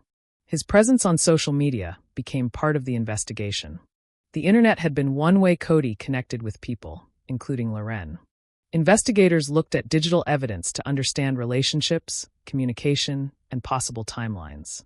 In modern criminal investigations, online activity can reveal important details that were impossible to uncover decades earlier. Messages, accounts, and digital records can create a map of someone's actions. The investigation also required police to revisit the lives of the victims. This was not only about finding evidence against Cody. It was about understanding who the victims were. Jill Stachenko was not simply a homicide victim. She was a mother. Natasha Montgomery was not just a missing person. She was a young woman with children who needed her. Cynthia Moss had her own story. Loren Leslie was a 15-year-old girl whose future was taken away. For investigators, remembering the victims was essential, because every piece of evidence represented a person, a life, a family, a loss. As the months passed, the case against Cody continued to grow. The evidence suggested that the 4 victims were connected through one person. The same person who had once appeared to live an ordinary life. The same person who had been known by friends and acquaintances as just Cody. But the investigation also revealed the challenges of solving crimes where victims are vulnerable. Some victims had struggled in their personal lives. Some had disappeared without immediate attention from the wider public. This created painful questions about whether enough had been done to protect people who were already at risk. The case became part of a larger conversation about missing women, vulnerable communities, and the importance of taking every disappearance seriously. For the investigators working the case, there was a responsibility beyond solving the crime. They had to give families answers. They had to make sure the victims were not forgotten. The investigation continued until prosecutors believed they had enough evidence to move forward. But before the courtroom, there was still another battle. They had to confront Cody's version of events. Because Cody did not simply accept responsibility. He had his own explanation. He would later deny being the person responsible for the killings. He would suggest that others were involved. He would attempt to create doubt about the evidence presented against him. And that meant the final stage of the case would not only be about what investigators discovered. It would be about whether a jury believed the story told by the evidence. The investigation into Cody Lijdbokov was a long process filled with painful discoveries. It began with missing people. It moved through forensic evidence and unanswered questions. And eventually, it became a case about uncovering the truth behind 4 deaths. The quiet forests of British Columbia had hidden many secrets. But slowly, through the work of investigators, those secrets were being revealed. The young man who once seemed ordinary was now facing the full weight of the evidence collected against him. And soon, the story would move from the investigation room to the courtroom, where every detail would be examined, where every claim would be challenged, and where justice would finally begin to take shape. The breakthrough. Every major criminal investigation has a moment when the direction suddenly changes. A moment when scattered pieces begin forming a picture. A moment when investigators move from uncertainty toward the truth. For the case of Cody Allen Lijdbokov, that moment began with a routine police stop on a remote road in British Columbia. At first, nobody knew what that encounter would reveal. Nobody knew that a young man driving through the wilderness would become the center of a major homicide investigation. Nobody knew that a single traffic stop would reopen old cases and finally bring answers to families who had been waiting for years. But as investigators continued examining the evidence, the truth became harder to ignore. Cody Lijdbokov was no longer just connected to one tragedy. The evidence was pointing toward something much larger. After his arrest, detectives began carefully building the timeline of events. They examined every piece of information available. They looked at Cody's movements, his relationships, his online activity, and the physical evidence connected to the victims. The investigation was not based on one single discovery. It was built piece by piece. A DNA result, a location, an object, a connection between people who once seemed unrelated. Slowly, the picture became clearer. One of the most important breakthroughs came from forensic evidence. In a case where the victims could no longer tell their own stories, science became a powerful witness. Evidence collected from Cody's apartment and belongings connected him to Natasha Lynn Montgomery. Natasha had disappeared months earlier. Her family had lived through the painful uncertainty of not knowing what happened. Now, investigators had evidence suggesting that her disappearance was connected to Cody. This discovery changed the entire investigation. Police were no longer simply trying to understand what happened to Loren Leslie. They were now investigating the possibility that Cody was responsible for multiple deaths. The old cases were reopened. Files that had once represented separate tragedies were brought together. The names of the victims were placed side by side. Jill Stachenko, Natasha Montgomery, Cynthia Moss, Loren Leslie, for different lives, for different stories, but one name connecting them, Cody Lijdbokov. As detectives continued their work, they examined Cody's behavior and the circumstances surrounding each victim. They looked at how he met people, how he communicated, where he went, what opportunities existed for him to encounter vulnerable individuals. Investigators believed Cody had targeted people who were easier to isolate and manipulate. This became one of the most disturbing aspects of the case. The victims were not random names in a criminal investigation. They were people who had trusted someone. People who crossed paths with a person who appeared harmless. And that made the investigation even more painful. Because the danger had not come from someone who looked threatening. It came from someone who could appear normal. The discovery of evidence also forced investigators to reconsider the image Cody had created. To many people who knew him, Cody was simply a young man from British Columbia. Someone who played hockey. Someone who worked. Someone who interacted with others like anyone else. But investigators were now uncovering another side of him. A side hidden behind ordinary conversations and familiar routines. The contrast between the public image and the evidence became one of the central elements of the case. How could someone so young become connected to such horrifying crimes? How could a person live a seemingly normal life while carrying such dark secrets? These questions were not only asked by investigators. They were asked by the entire community. As the case grew, detectives also focused on the final victim, Loren Dawn Leslie. Loren's disappearance was the event that brought Cody into custody. Her connection with Cody through Nexopia became an important part of the investigation. At only 15 years old, Loren represented the vulnerability that investigators believed Cody had exploited. Her case became the doorway that led police toward the truth about the other victims. Without that discovery, other families might have continued waiting for answers. The investigation also revealed how important timing can be in criminal cases.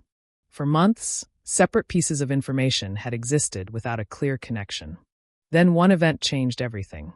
A police officer deciding to stop a vehicle. A decision that seemed ordinary. A decision that created the opportunity to uncover the truth. This is often how major cases are solved. Not through one dramatic moment, but through persistence. Through someone noticing something unusual. Through investigators refusing to ignore details that do not make sense. After Cody's arrest, police worked to strengthen the case. They knew that suspicion was not enough. They needed evidence that could stand in court. Every claim had to be supported. Every timeline had to be proven. Every connection had to be explained. The investigation continued for months as prosecutors prepared for what would become a major trial. But while the legal process was moving forward, the impact on the community was already clear. People in Prince George struggled with the realization that a person they recognized had been connected to such crimes. The fear was not only about what happened. It was about the illusion that everything had been normal. The case showed how easily someone could move through society without attracting attention. How someone could maintain friendships, hold a job, and appear ordinary while hiding a disturbing reality. For the families of the victims, the breakthrough brought complicated emotions. There was relief in finally having answers. But there was also pain. Knowing the truth did not bring their loved ones back. Justice could not erase the loss. It could only acknowledge what happened. The investigation into Cody Liejbokoff became a reminder that every victim's story matters. Behind the evidence were real people. Behind the courtroom arguments were families who had suffered. Behind every police report was a life that had been interrupted. The breakthrough in the case did not come from a confession. It did not come from Cody admitting what he had done. It came from investigators following the evidence wherever it led. It came from science revealing connections that could not be hidden. It came from victims whose stories were preserved through the work of those searching for the truth. By the time the investigation moved toward trial, the picture was clear. Police believed they had uncovered the person responsible for 4 deaths. A young man who once appeared ordinary was now facing the consequences of evidence that told a very different story. The road where Cody was stopped became the place where the truth began to emerge. A quiet location surrounded by the forests of British Columbia. A place that looked like nothing more than another stretch of wilderness. But on that day, it became the turning point. The moment when missing women were no longer forgotten. The moment when families finally began receiving answers. And the moment when Cody Liejbokoff's hidden world was brought into the light. The justice. The courtroom became the final battlefield in the case of Cody Allen Liejbokoff. After years of unanswered questions, painful investigations, and the discovery of evidence connecting him to 4 victims, the case moved from the quiet forests of British Columbia into a place where every detail would be examined. Every piece of evidence. Every statement. Every explanation. The trial was not only about determining whether Cody Liejbokoff was responsible. It was about giving a voice to the victims whose lives had been taken away. It was about the families who had spent years searching for answers. And it was about deciding whether the evidence collected by investigators was strong enough to prove what had happened. When Cody entered the courtroom, he was no longer simply the young man many people once knew. He was now facing 4 charges of first-degree murder. The names of the victims were read. Jill Stacy Stachenko, Natasha Lynn Montgomery, Cynthia Frances Moss, Loren Dawn Leslie. For people whose lives had ended violently. For families who had waited for justice. The trial became one of the most closely followed criminal cases in British Columbia. The prosecution presented a case built on years of investigation. They did not rely on one piece of evidence. Instead, they showed the jury a chain of connections. A timeline. A pattern. A series of discoveries that they argued all pointed toward one person. Cody Liejbokoff. One of the most important parts of the prosecution's case was forensic evidence. Scientific evidence played a major role because there were no witnesses who could describe exactly what happened to the victims. The victims themselves could not speak. So investigators relied on what was left behind. DNA. Physical evidence. Locations. Objects connected to the crimes. The prosecution argued that these pieces created a clear picture of Cody's involvement. Evidence connected him to Natasha Montgomery. Evidence connected him to Cynthia Moss. Evidence connected him to Jill Stachenko. And evidence connected him to Loren Leslie, the teenager whose disappearance ultimately led to his arrest. The prosecution also focused on the circumstances surrounding Cody's discovery. They explained how the police encounter on the remote road became the moment that exposed the larger investigation. A situation that began as a routine check had led to the discovery of evidence that changed everything. The defense, however, challenged the prosecution's version of events. Cody Leijbokoff did not admit responsibility for the murders. Instead, he attempted to create doubt. He suggested that other people could have been responsible. During the trial, he referred to individuals he described as X, Y, and Z, suggesting that others were involved. His defense argued that the evidence did not prove beyond a reasonable doubt that Cody was the person responsible. In criminal trials, the burden of proof is extremely high. A person cannot be convicted simply because something appears suspicious. The evidence must show guilt beyond reasonable doubt. The defense tried to convince the jury that there were unanswered questions. They argued that the investigation did not prove every detail of what happened. But the prosecution believed the evidence told a different story. They argued that the connections between Cody and the victims were too strong to be ignored. They pointed to the forensic evidence. They pointed to the timeline. They pointed to the circumstances surrounding the victims' deaths. And they argued that the explanation offered by Cody did not match the reality shown by the evidence. As the trial continued, the victims' stories remained at the center. The courtroom was not only a place where evidence was presented.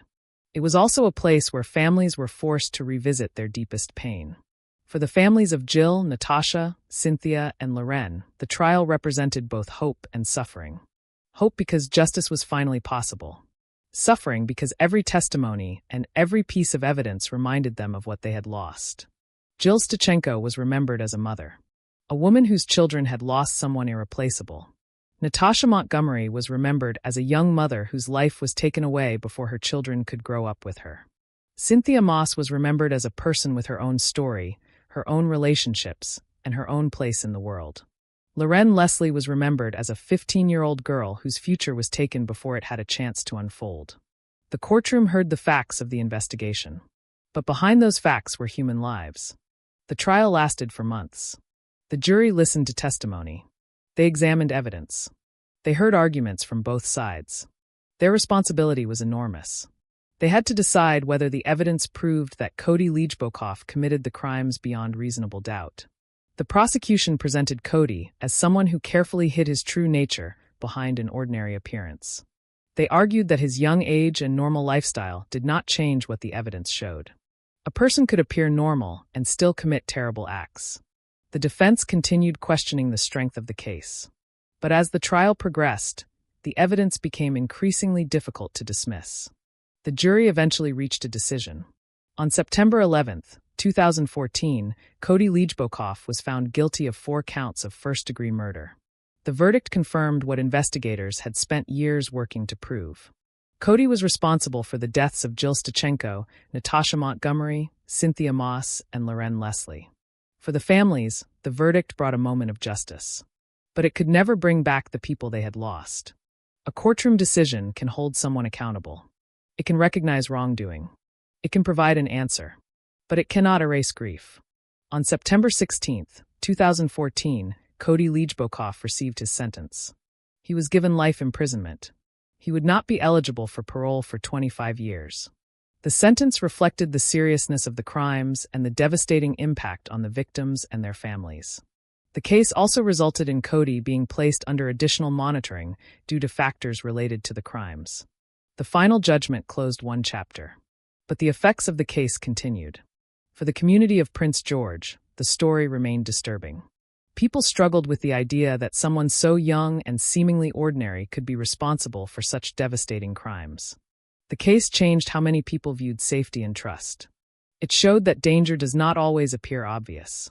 Sometimes it exists behind a familiar face.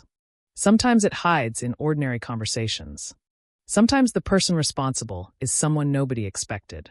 But the most important part of the justice process was that the victims were remembered. Their names were not forgotten. Their stories were not reduced to a criminal case. They remained people whose lives mattered. The trial of Cody Lijdbokov was not only about proving guilt. It was about recognizing the pain left behind. It was about acknowledging 4 lives that ended too soon. And it was about ensuring that the truth, no matter how painful, was finally heard. After years of uncertainty, the question that had haunted investigators and families finally had an answer. The person responsible had been found. The evidence had spoken. And justice had been served. The aftermath. The conviction of Cody Allen Lijdbokov brought an official end to one of the most disturbing criminal cases in Canadian history. After years of uncertainty, investigation, and pain, the families of the victims finally received an answer. But an answer does not mean the pain disappears. A verdict can bring justice. A sentence can hold someone accountable. But nothing can return the lives that were taken. For the families of Jill Stacy Stachenko, Natasha Lynn Montgomery, Cynthia Frances Moss, and Loren Dawn Leslie, life continued with an absence that could never truly be filled. The courtroom had ended. The evidence had been presented. The jury had made its decision. But outside the courtroom, the real impact of the tragedy remained. It remained in the empty spaces at family gatherings. It remained in the memories of people who knew the victims before they became part of a criminal investigation. It remained in the questions that families sometimes carry forever. What could have happened differently? Could someone have noticed something earlier? Could their loved ones have been saved? These are questions that many families affected by violent crimes live with long after a trial ends. The case of Cody Lijdbokov became more than just the story of a criminal. It became a reminder of the lives behind the headlines. Jill Stachenko was remembered not only because of how she died, but because of who she was while she was alive. She was a mother. She had children who knew her love, her voice, and her presence. Her life was made up of ordinary moments that mattered. Family conversations, personal struggles, memories created over years. When she was taken away, it was not only one person who suffered. An entire family was changed. Natasha Montgomery's story carried the same pain. She was a young mother with children who needed her. Her disappearance left behind a family searching for answers and hoping for her return. The discovery of the truth brought closure in one sense, but it also confirmed a loss that could never be undone. Cynthia Moss was also more than the circumstances surrounding her death. She was a person with her own experiences, relationships, and history. Her name became connected to a terrible investigation, but she deserved to be remembered as a human being, not only as a victim. And Loren Dawn Leslie represented the tragedy of a life that ended far too early. At 15 years old, she was still at the beginning of her story. She had not yet experienced the years ahead. She had not yet had the chance to become the person she might have been. Her death became one of the most heartbreaking parts of the case because it showed the devastating impact of a crime against someone so young and vulnerable. The aftermath of the case also affected the wider community of Prince George. For many residents, the most disturbing part was not only what happened. It was who was involved. Cody Lijdbokov did not fit the image many people had of a dangerous criminal. He was young. He was familiar. He was someone who had lived among other people without immediately raising suspicion. This created a difficult reality for the community. People often want to believe that danger can be recognized easily. They want to believe that someone capable of terrible acts will look different, behave differently, or somehow reveal themselves. But the case challenged that belief. It showed that appearances can be misleading. A person can seem ordinary while hiding a completely different reality. The investigation also raised important discussions about vulnerable individuals and missing persons cases. Many victims of violent crime are people who are already facing difficult circumstances. They may not always have the same protection, attention, or support as others. The case highlighted the importance of taking every disappearance seriously. Every missing person represents someone's child, someone's parent, someone's friend. Every unanswered case represents a family waiting for information. The work of investigators in the Lijdbokov case showed how important persistence can be. The victims' stories were not solved through one simple discovery. The truth emerged through many small pieces. Evidence collected carefully. Connections identified over time. Investigators returning to old questions with new information. The process demonstrated that justice often requires patience. It requires people willing to continue searching even when answers are difficult to find. But the case also left behind a darker lesson. The most frightening criminals are not always the people society expects. They are not always strangers hiding in obvious places. Sometimes they are people who appear familiar. People who know how to blend into everyday life.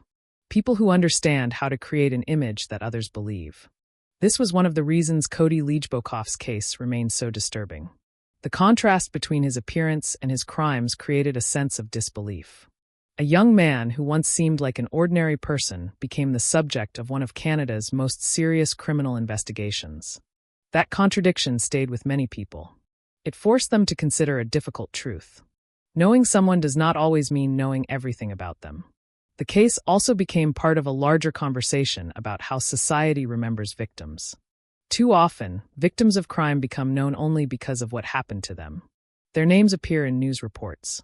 Their lives become connected to an investigation. But they were people before they became victims. They had personalities.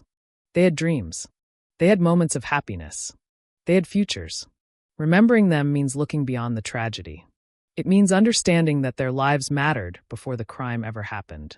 Years after the conviction, the name Cody Leijbokoff remains connected to the darkest chapters of Canadian criminal history. But the final message of the case should not only be about the person responsible. It should be about the people who were lost. Jill, Natasha, Cynthia, Loren. 4 names. For lives. For stories that ended in unimaginable circumstances. Their families continue living with the consequences of what happened. Their memories continue through the people who loved them. And their stories remain a reminder that behind every criminal case are real human beings whose lives had meaning. The forests of British Columbia still stand. The roads are still there. The communities continue moving forward. But for those affected by the case, that moment in history will never truly disappear. Because justice can close a courtroom. It can end an investigation. It can place responsibility where it belongs. But the memory of those who were lost remains forever. The story of Cody Leijbokoff is ultimately not only a story about a killer. It is a story about warning signs, hidden realities, unanswered questions, and the importance of remembering victims. It is a story about how ordinary appearances can hide extraordinary darkness. But most importantly, it is a story about the lives that came before the tragedy. Lives that mattered. Lives that should never be forgotten. The legacy of the case. The story of Cody Allen Leijbokoff remains one of the most unsettling criminal cases in Canada, not only because of the crimes themselves, but because of the questions the case left behind. How could someone so young become responsible for such devastating violence? How could a person who appeared ordinary hide a reality that was so different from the image others saw? And perhaps the most haunting question of all. How many times do people overlook the warning signs because the person in front of them seems familiar? The case of Cody Leijbokoff forced many people to confront an uncomfortable truth. Evil does not always announce itself. Sometimes it does not arrive with obvious signs. Sometimes it exists behind ordinary conversations, familiar routines, and a face that people recognize. Before his arrest, Cody was not viewed as someone dangerous. He was a young man from British Columbia. He had friends. He had a job. He had interests. He had built an image that appeared completely normal. He was someone people could see in everyday life and never imagine being connected to a series of murders. That contrast became one of the most disturbing elements of the case. The idea that a person could move through society while hiding such a dark reality created fear and disbelief throughout the community. For many people, the case changed the way they thought about trust. It showed that knowing someone casually is not the same as truly knowing what exists beneath the surface. But while Cody's actions became the focus of the investigation, the lasting importance of the case belongs to the victims. Jill Stacy Stachenko, Natasha Lynn Montgomery, Cynthia Frances Moss, Loren Dawn Leslie. Their names became known because of tragedy, but their lives existed long before the crimes. They had families. They had memories. They had moments that had nothing to do with the investigation that followed. The danger of true crime stories is that victims can sometimes become lost behind the details of the person responsible. The suspect becomes the headline. The investigation becomes the story. The courtroom becomes the focus. But the victims were the reason justice mattered. They were the people whose futures were taken away.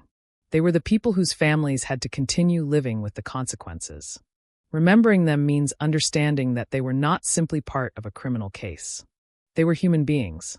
The aftermath of the Lidzbokov case also highlighted the importance of paying attention to vulnerable people. Many victims of violent crime are individuals who may already be facing difficult circumstances. They may be isolated. They may lack support. They may not always receive the attention they deserve when they disappear. The case became part of a wider conversation about missing persons investigations and the importance of acting quickly when someone goes missing. Because every missing person has a story. Every missing person has someone waiting for them. Every missing person represents a life that matters.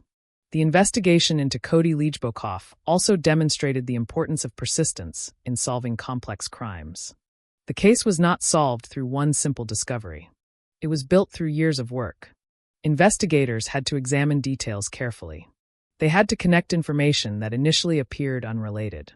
They had to revisit previous cases and look at them from a new perspective. The breakthrough came because someone noticed something unusual and followed it. A routine police encounter became the doorway to uncovering the truth. It was a reminder that major investigations often depend on small moments. A decision, a question, a detail that does not seem right. Those moments can change everything. The case also revealed the power of forensic science. In situations where victims cannot tell their own stories, evidence becomes their voice. DNA, physical evidence, digital records, locations. These things can reveal connections that people try to hide. Science does not have emotions. It does not make assumptions. It simply shows what the evidence reveals. And in the case of Cody Lidzbokov, investigators used that evidence to build a case that ultimately led to conviction.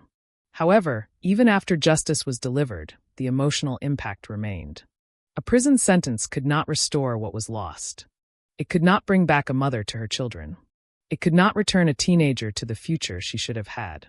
It could not erase the memories of families who had to experience unimaginable pain. Justice provides accountability. But grief continues. That is one of the realities of violent crime. A courtroom can determine responsibility, but it cannot repair every piece of damage left behind. The community of Prince George also had to move forward after the case. For many residents, the investigation changed the way they viewed their own surroundings. Places that once felt familiar became connected to painful memories. A road, a forest, a neighborhood. Locations that had once been ordinary became reminders of something much darker. But communities also recover. They remember. They support each other. And they continue living while carrying the lessons of the past. The case of Cody Lidzbokov remains significant because it challenges the way people think about criminals. Many people imagine a violent offender as someone who looks obviously dangerous, someone who behaves differently, someone who stands apart from society. But cases like this show that reality can be more complicated. A person can appear normal. A person can create relationships. A person can build trust. And that is what makes these cases so difficult to understand. The most frightening part is not only what happened. It is the realization that the person responsible may not have looked like the person people expected. Years after the conviction, the story of Cody Lidzbokov continues to be studied as an example of how investigations develop, how evidence reveals truth, and how communities respond after unimaginable events. But the final lesson should not be centered only on the offender.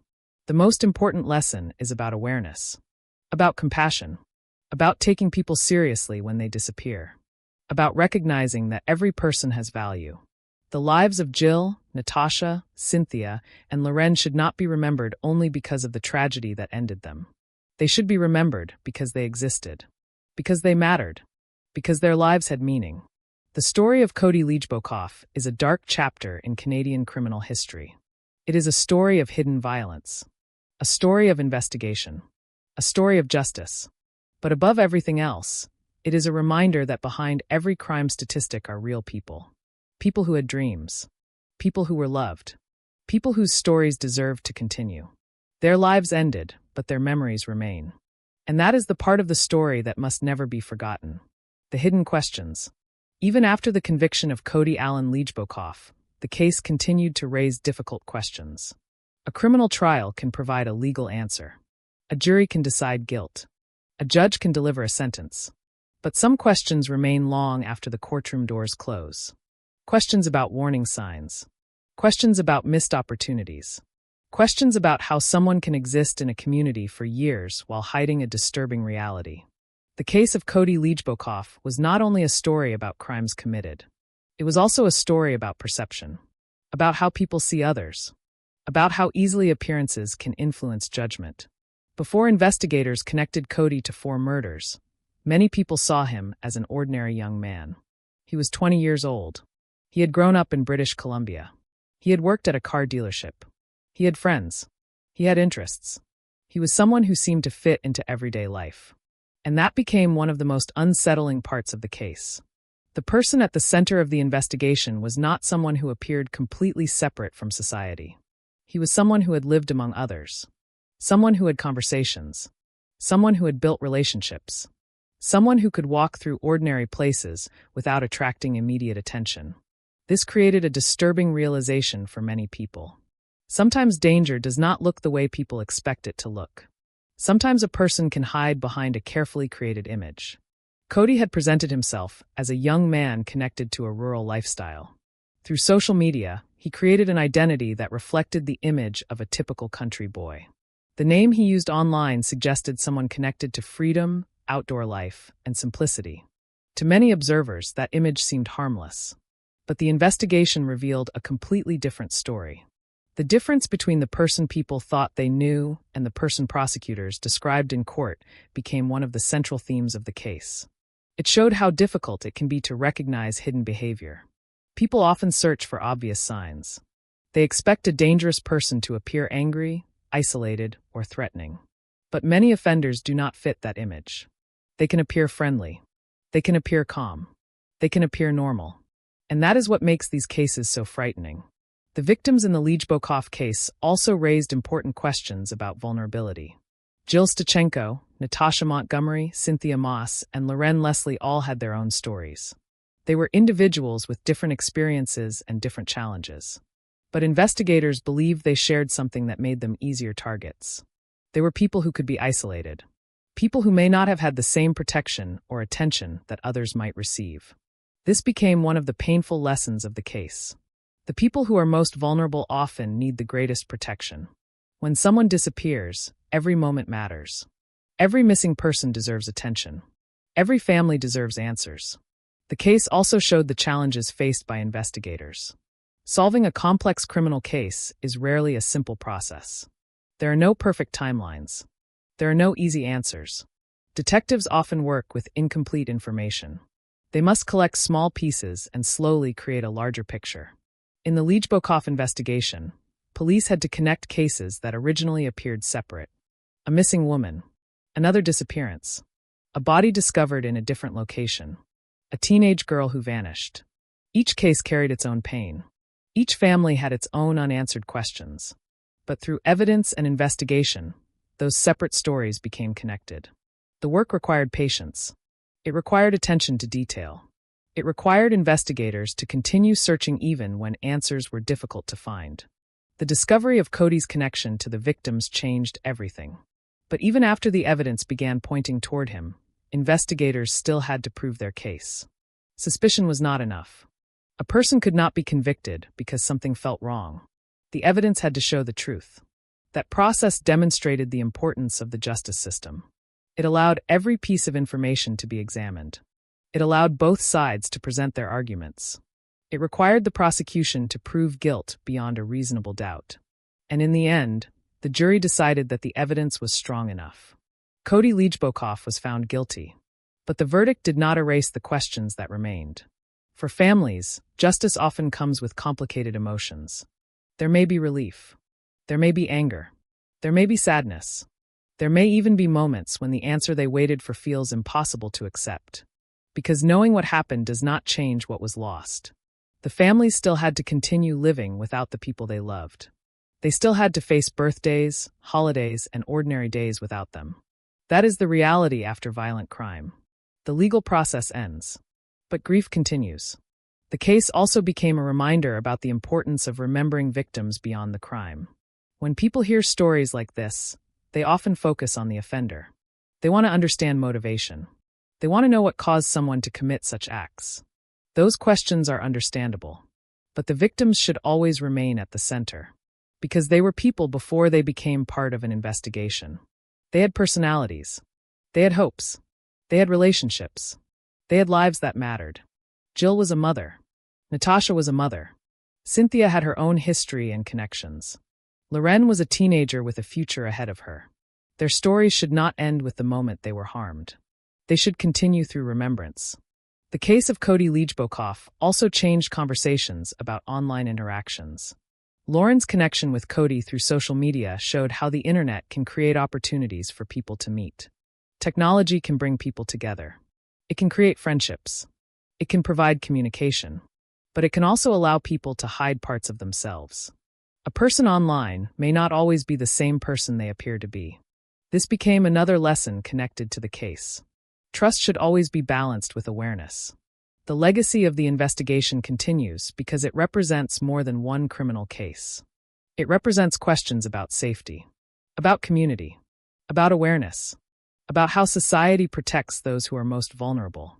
It reminds people that paying attention matters, that small details matter, that listening to concerns matters, and that every missing person deserves to be searched for.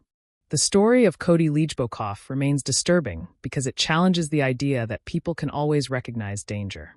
It shows that some of the most shocking crimes can come from unexpected places. But the final message should not be fear. It should be remembrance. Remembering the victims. Learning from what happened. Understanding the importance of protecting one another. Because behind every investigation is a human story. Behind every headline is a person. And behind every victim is a life that mattered. The final reflection. Years after the conviction of Cody Allen Liejbokoff, the case continues to remain one of the darkest chapters in the criminal history of British Columbia. It is a story that shocked a community. A story that revealed hidden violence behind an ordinary appearance. A story that forced people to look more carefully at the world around them. But beyond the investigation, beyond the courtroom, and beyond the name of the person responsible, there is a deeper lesson that remains. The importance of remembering the victims. The importance of recognizing warning signs. And the importance of understanding that every person affected by a crime has a story that deserves to be heard. When people first learned about Cody Liejbokoff, many struggled to understand how someone so young could become connected to such serious crimes. He was only 20 years old when he was arrested. He was not someone who had lived openly as a violent criminal. He was someone who appeared to have a normal life. He had grown up in a small community. He had attended school. He had worked. He had friendships. He had interests. From the outside, his life looked similar to many other young people. And that contrast became one of the most unsettling parts of the case. The investigation revealed that appearances can sometimes hide realities that others cannot see. The person someone presents to the world may not always reflect what exists privately. That does not mean people should live in constant fear or suspicion. But it does show the importance of awareness, the importance of listening, the importance of paying attention when something feels wrong. The case also demonstrated how difficult it can be for families when someone disappears. For the loved ones of Jill Stachenko, Natasha Montgomery, Cynthia Moss, and Loren Leslie, the months before the truth was discovered were filled with uncertainty. A missing person case creates a unique kind of suffering. Families often live between hope and fear. They imagine different possibilities. They wait for information. They search for answers. And sometimes the hardest moment is not knowing.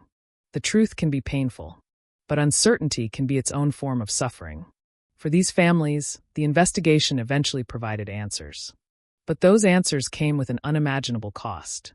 They learned what happened, but they also had to face the reality that their loved ones would not return. The justice system was able to hold Cody Liejbokoff responsible. The court was able to recognize the crimes. The sentence reflected the seriousness of what happened. But justice has limits. It cannot reverse time. It cannot restore the lives that were taken. It cannot remove the empty spaces left behind. That is why remembering the victims remains so important. Jill was more than a victim in a homicide investigation. She was a mother. She was a person with memories, experiences, and relationships. Natasha was more than evidence in a criminal trial. She was a young woman whose children lost the chance to grow up with her. Cynthia was more than a name connected to a case. She was someone who had her own story. And Loren was more than the youngest victim. She was a 15-year-old girl whose future was taken away before she had the chance to experience it. Their lives should not be defined only by how they died. They should be remembered for the fact that they lived. They mattered. They were loved. The case also changed conversations about vulnerability and protection.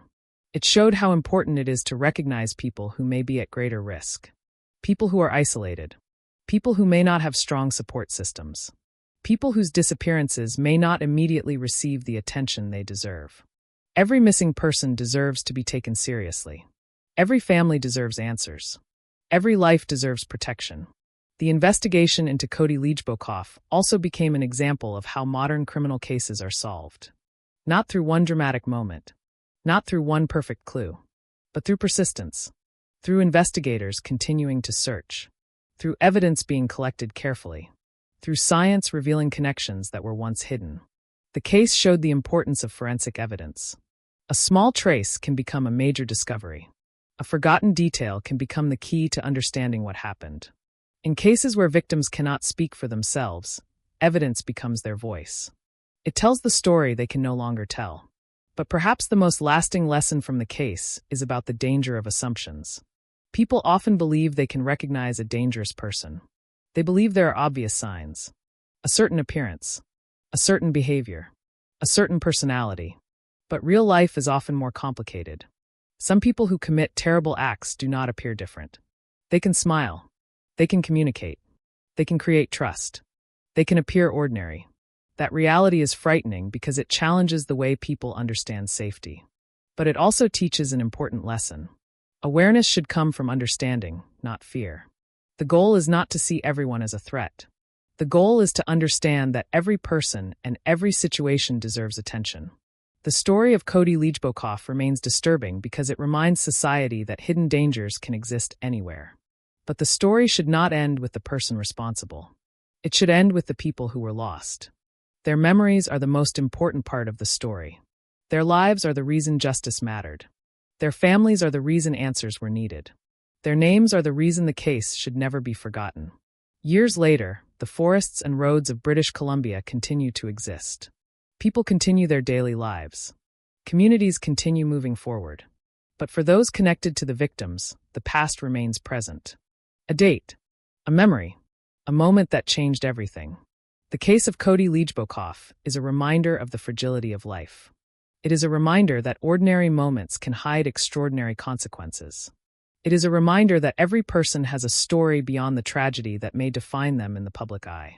And above all, it is a reminder that behind every crime are real people, real families, real losses, real lives that mattered. The darkest stories often leave behind the strongest lessons.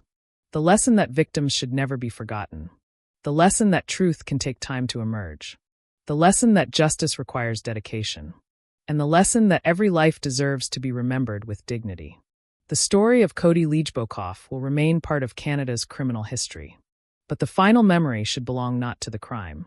It should belong to the people who were lost.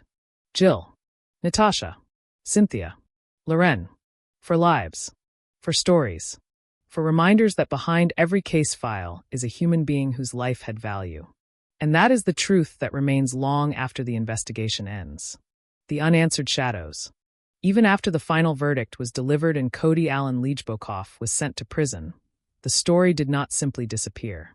Some cases end when the courtroom reaches a decision. A name is declared guilty. A sentence is given. A file is closed. But some cases remain in the public memory because they leave behind questions that continue to echo. The case of Cody Leijbokoff was one of those cases. It was not only about the crimes themselves. It was about the shocking contrast between appearance and reality. It was about the victims whose lives ended too soon. It was about the warning signs that may have been missed. And it was about how a person who seemed ordinary could become connected to unimaginable violence. For many people in British Columbia, the name Cody Leijbokoff became a symbol of hidden danger. Not because he appeared threatening, but because he did not. That was what made the case so disturbing.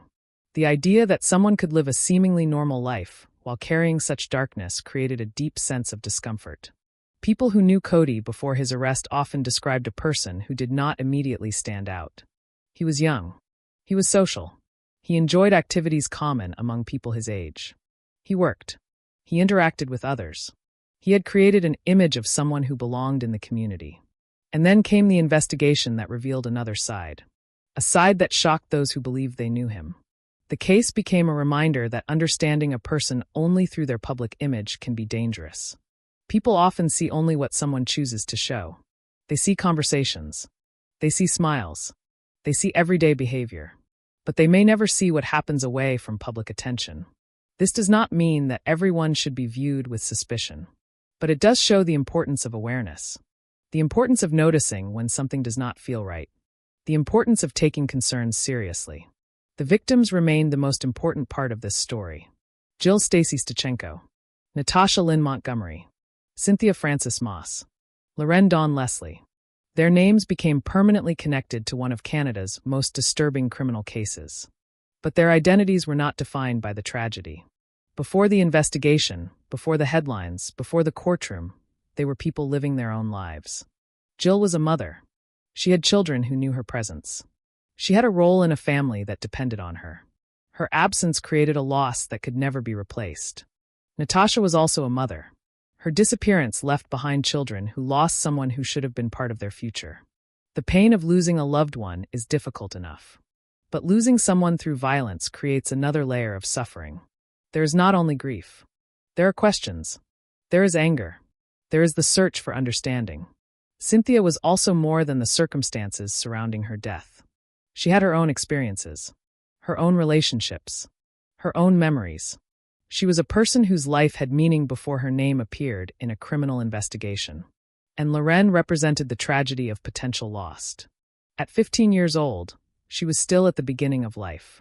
She had years ahead of her, dreams she had not reached, experiences she had not lived. Her story became one of the most painful reminders of how vulnerable people can be when they place trust in someone who does not deserve it. The case also raised important conversations about online communication. Lauren's connection with Cody through Nexopia showed how technology can create opportunities for people to meet. The internet can bring people together. It can create friendships. It can allow people to share their lives. But it can also create distance between reality and appearance. A person can present themselves differently online. They can hide parts of who they are. They can create an identity that does not reflect their true intentions. This became one of the lessons connected to the case. Trust is important, but awareness is equally important. The investigation also showed the importance of persistence in solving crimes. Many people imagine criminal investigations as moments of sudden discovery. A single clue, a dramatic confession, a clear answer. But reality is often different. Investigations are built slowly. They are built through patience, through interviews, through evidence, through investigators examining details that others may overlook. The Liejbokoff case developed through this process. Separate disappearances became connected. Individual pieces became part of a larger picture. The evidence eventually created a story that prosecutors presented in court. A story that the jury accepted. A story that resulted in conviction. But even after justice was achieved, the questions surrounding the case continued. One question many people asked was how someone could hide such behavior.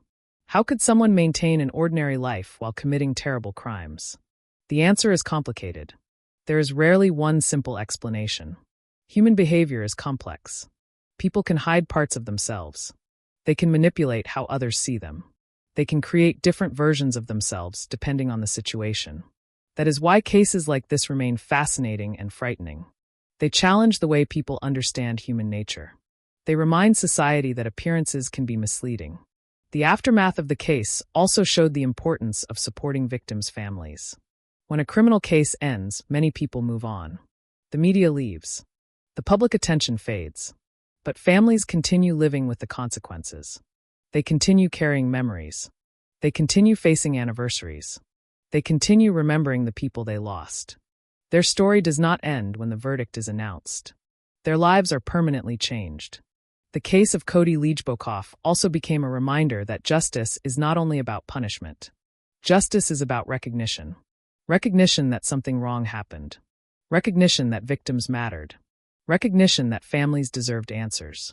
The sentence given to Cody could not undo the damage. But it acknowledged responsibility. It created accountability, and it allowed the legal process to reach its conclusion. Still, the emotional story continued. The communities affected had to heal. The families had to rebuild their lives. The victims had to be remembered. Because in the end, the most important message from this case is not about the person responsible. It is about the people who were lost. Their lives had value before tragedy entered their stories. Their memories remain with those who loved them. Their names continue to represent more than a crime. They represent human lives. The story of Cody Liejbokoff remains a dark chapter in Canadian history. But every dark chapter can also teach something. It teaches the importance of listening, the importance of protecting vulnerable people, the importance of investigating every disappearance, the importance of remembering victims as individuals. The case reminds us that behind every headline is a person. Behind every investigation is a family. Behind every tragedy are lives that mattered. And long after the courtroom falls silent, the memory of those lives remains. The weight of the truth. The story of Cody Allen Liejbokoff did not end when the courtroom delivered its final decision. For many criminal cases, the public attention fades after a verdict. The headlines disappear. The cameras leave. The discussions become quieter. But for the people directly affected, there is no true ending. There is only life after tragedy. There is learning how to continue. There is carrying memories that cannot be erased. The case of Cody Liejbokoff remained unforgettable because it represented more than a series of crimes. It represented the discovery of a hidden reality. A reality that existed behind the image of a young man who appeared ordinary. A reality that investigators slowly uncovered through evidence, persistence, and the determination to find answers for those who could no longer speak. The most disturbing part of the case was not only the violence itself. It was the contrast. The difference between what people believed they saw and what investigators eventually uncovered. Cody was not someone who immediately appeared dangerous. He was young. He was familiar. He was part of everyday life. He was someone who could pass through a community without drawing attention. And that became one of the strongest lessons from the case. People often expect danger to have a recognizable appearance. They imagine that someone capable of terrible actions will always show obvious signs. But reality is more complicated. Human beings are capable of hiding parts of themselves. They can create impressions. They can build trust. They can show the world one version of themselves while keeping another hidden. The investigation into Cody Liejbokoff forced many people to reconsider how they understand safety. It showed that awareness is not about fear. It is about paying attention. It is about understanding that every person has a story that may be deeper than what others see. But while the name Cody Liejbokoff became known across Canada, the true heart of the story remained with the victims. Jill Stachenko, Natasha Montgomery, Cynthia Moss, Loren Leslie, for people whose lives were interrupted, for families who were forced to experience a loss they never expected. Their stories deserve to be remembered beyond the details of the investigation. Because before they became part of a criminal case, they were people with ordinary moments. They laughed. They cared about others. They had memories. They had hopes. They had futures. A crime can change how the world sees someone, but it should never erase who they were. Jill was not only a name connected to a homicide investigation. She was a mother. Her children knew her as a person, not as a victim. Her family knew her through moments that existed long before the tragedy. Natasha was also remembered through the life she lived. She was a mother. She was someone with connections and people who cared about her. The investigation could explain how she died, but it could never fully describe who she was. Cynthia had her own story as well. Her life was more than the circumstances that surrounded her final moments. She was someone who existed beyond the evidence presented in court. And Loren was a reminder of the devastating impact of losing someone so young. At 15 years old, she still had so much ahead of her. Her future was filled with possibilities that would never happen. Her story became a symbol of the importance of protecting vulnerable people. The case also showed the challenges faced by investigators when searching for the truth. Criminal investigations are often described as a search for answers. But behind every answer is usually a long process filled with uncertainty. Detectives had to examine information carefully. They had to connect events that did not initially appear connected. They had to revisit old cases and look at them from new perspectives. The truth was not revealed all at once. It emerged slowly, piece by piece. Through evidence, through investigation, through the determination to understand what happened. This is one of the most important aspects of the case. Justice was not achieved because of one lucky discovery.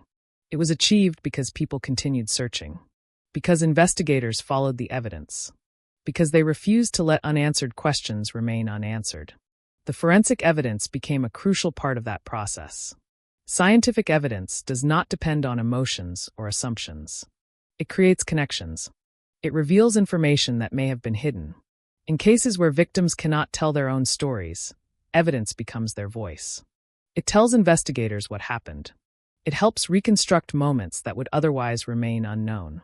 The Lidzbokoff investigation demonstrated how important that process can be. The case also became part of a larger discussion about missing people and vulnerable communities. It raised questions about how society responds when someone disappears. How quickly do people react? How seriously are concerns taken? How much attention does a missing person receive? These questions are important because every missing person represents someone's family, someone's friend, someone's loved one. Every person deserves to be searched for. Every person deserves to matter. The case also changed the way many people viewed online interactions. Lauren's connection with Cody through social media showed both the possibilities and dangers of digital communication. The internet allows people to meet easily. It allows conversations to begin quickly. But it can also create opportunities for people to hide their true intentions.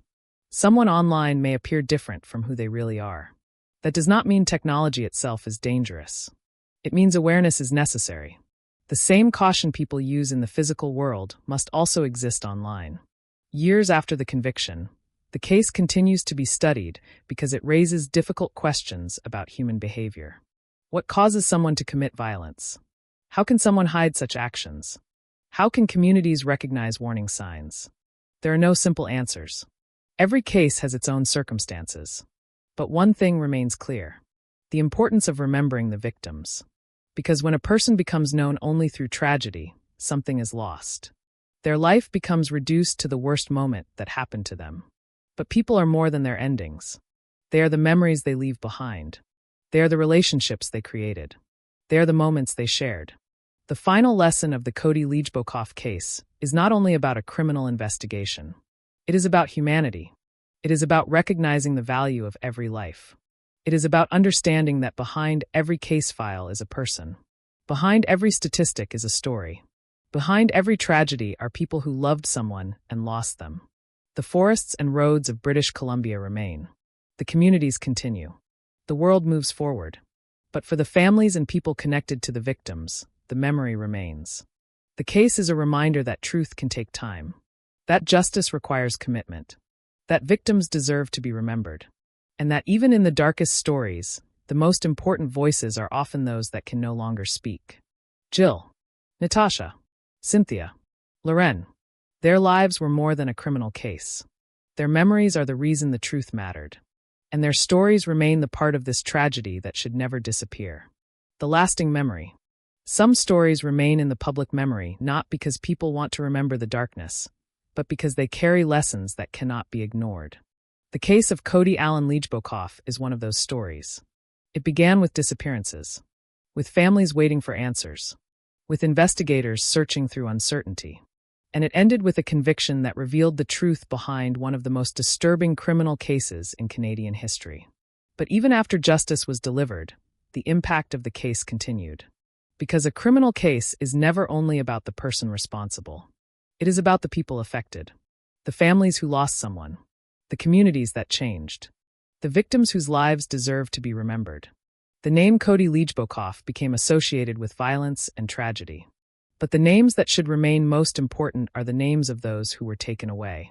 Jill Stacy Stachenko, Natasha Lynn Montgomery, Cynthia Francis Moss, Loren Dawn Leslie. For lives, for individuals, for stories that existed before the tragedy. The world often learns about victims through the worst moment of their lives. A disappearance, a crime, an investigation, a courtroom. But a person's life is much larger than the event that ended it. Every victim had memories. Every victim had relationships. Every victim had moments that mattered. Remembering them means looking beyond the crime. It means recognizing the human beings they were. The case of Cody Lijbokoff also left behind a powerful reminder about how difficult it can be to understand another person completely. For many people, the most shocking part was the contrast between the person they thought they knew and the person revealed through the investigation. Cody was young. He appeared ordinary. He had a life that looked similar to many others. And that created a disturbing realization. Sometimes the people who commit terrible acts do not look different. They do not always stand apart. They can exist in everyday places. They can speak normally. They can create relationships. They can build trust. That is what made the case so unsettling. It challenged the belief that danger is always easy to recognize. The investigation showed that truth is often hidden beneath the surface. It must be uncovered through patience, evidence, and determination. The work of investigators became a crucial part of the story. They did not have all the answers immediately. They had to search. They had to question. They had to examine details that seemed unrelated. The connection between the victims was not obvious at the beginning. Each disappearance represented a separate family's pain. Each investigation carried its own uncertainty. But over time, the evidence revealed a connection. A pattern emerged, and the truth became impossible to ignore. The case also showed the importance of forensic science in modern investigations. Evidence can remain silent for years, but when examined carefully, it can reveal what happened. DNA, objects, digital information, locations. These pieces can create a timeline. They can connect people and events. They can provide answers when victims are unable to speak. In the Lijbokoff case, evidence became a voice for those who had been lost. It allowed investigators to reconstruct parts of a story that otherwise might have remained unknown. But the case was not only about solving a crime. It was also about understanding the people who were affected. Families of victims often experience a different kind of suffering compared with other forms of loss. There is grief, but there are also unanswered questions. There is the pain of not knowing. There is the process of trying to understand something that feels impossible to accept. Even after a conviction, life does not return to what it was before. A sentence can provide justice. A verdict can provide accountability. But it cannot restore what was taken. It cannot bring back a mother. It cannot return a daughter. It cannot undo years of pain. That is why remembrance matters. Because justice is not only about punishment. It is also about recognition. Recognition that these lives mattered. Recognition that their stories deserve to be told. Recognition that behind every criminal case are real people. The case also raised awareness about the importance of protecting vulnerable individuals. Many victims of violent crime are people who may already face challenges in their lives. They may be isolated. They may struggle to find support. They may be less likely to receive immediate attention when something goes wrong. This does not mean victims are responsible for what happened to them. The responsibility belongs entirely to the person who committed the crime. But the case highlights the importance of communities paying attention, of taking concerns seriously, of responding quickly when someone disappears. Every missing person represents someone who matters. Every missing person has people waiting for them. Every missing person deserves to be found. The story of Loren Leslie also became an important reminder about the dangers that can exist in online interactions. The internet has transformed the way people communicate. It allows people to meet. It allows friendships to develop. It allows connections across distance. But it can also allow someone to hide behind an image they create. A person online may not always be who they appear to be. That lesson has become even more important as technology continues to grow. The case of Cody Lijbokoff remains disturbing because it shows the complexity of human behavior. People often search for simple explanations. They want to understand what makes someone commit terrible acts. But there is rarely one easy answer. Human actions are influenced by many factors. And sometimes, despite careful investigation, some questions remain difficult to answer. What can be understood is the importance of learning from the case. Learning that awareness matters. Learning that evidence matters. Learning that victims matter. The final chapter of the story is not about the darkness created by one person. It is about what society chooses to remember. It is about whether victims are reduced to headlines or remembered as individuals. The most meaningful way to remember this case is to remember the lives behind it. Jill, Natasha, Cynthia, Loren. They were more than names in a courtroom. They were people who had their own stories. They were loved. They were important. They mattered. The forests and communities of British Columbia continue to move forward. People continue living their daily lives. New memories are created. But the past remains a reminder that truth can take time to emerge, a reminder that justice requires dedication, a reminder that every life has value. The story of Cody Leijbokoff will remain one of Canada's darkest criminal cases. But darkness is not the only thing left behind. There is also the commitment to remember, to learn, to protect, and to ensure that the victims are never forgotten. Because long after the investigation ends and the courtroom becomes silent, the most important part of the story remains the same. 4 lives were lost, 4 families were changed forever, and 4 names deserve to be remembered.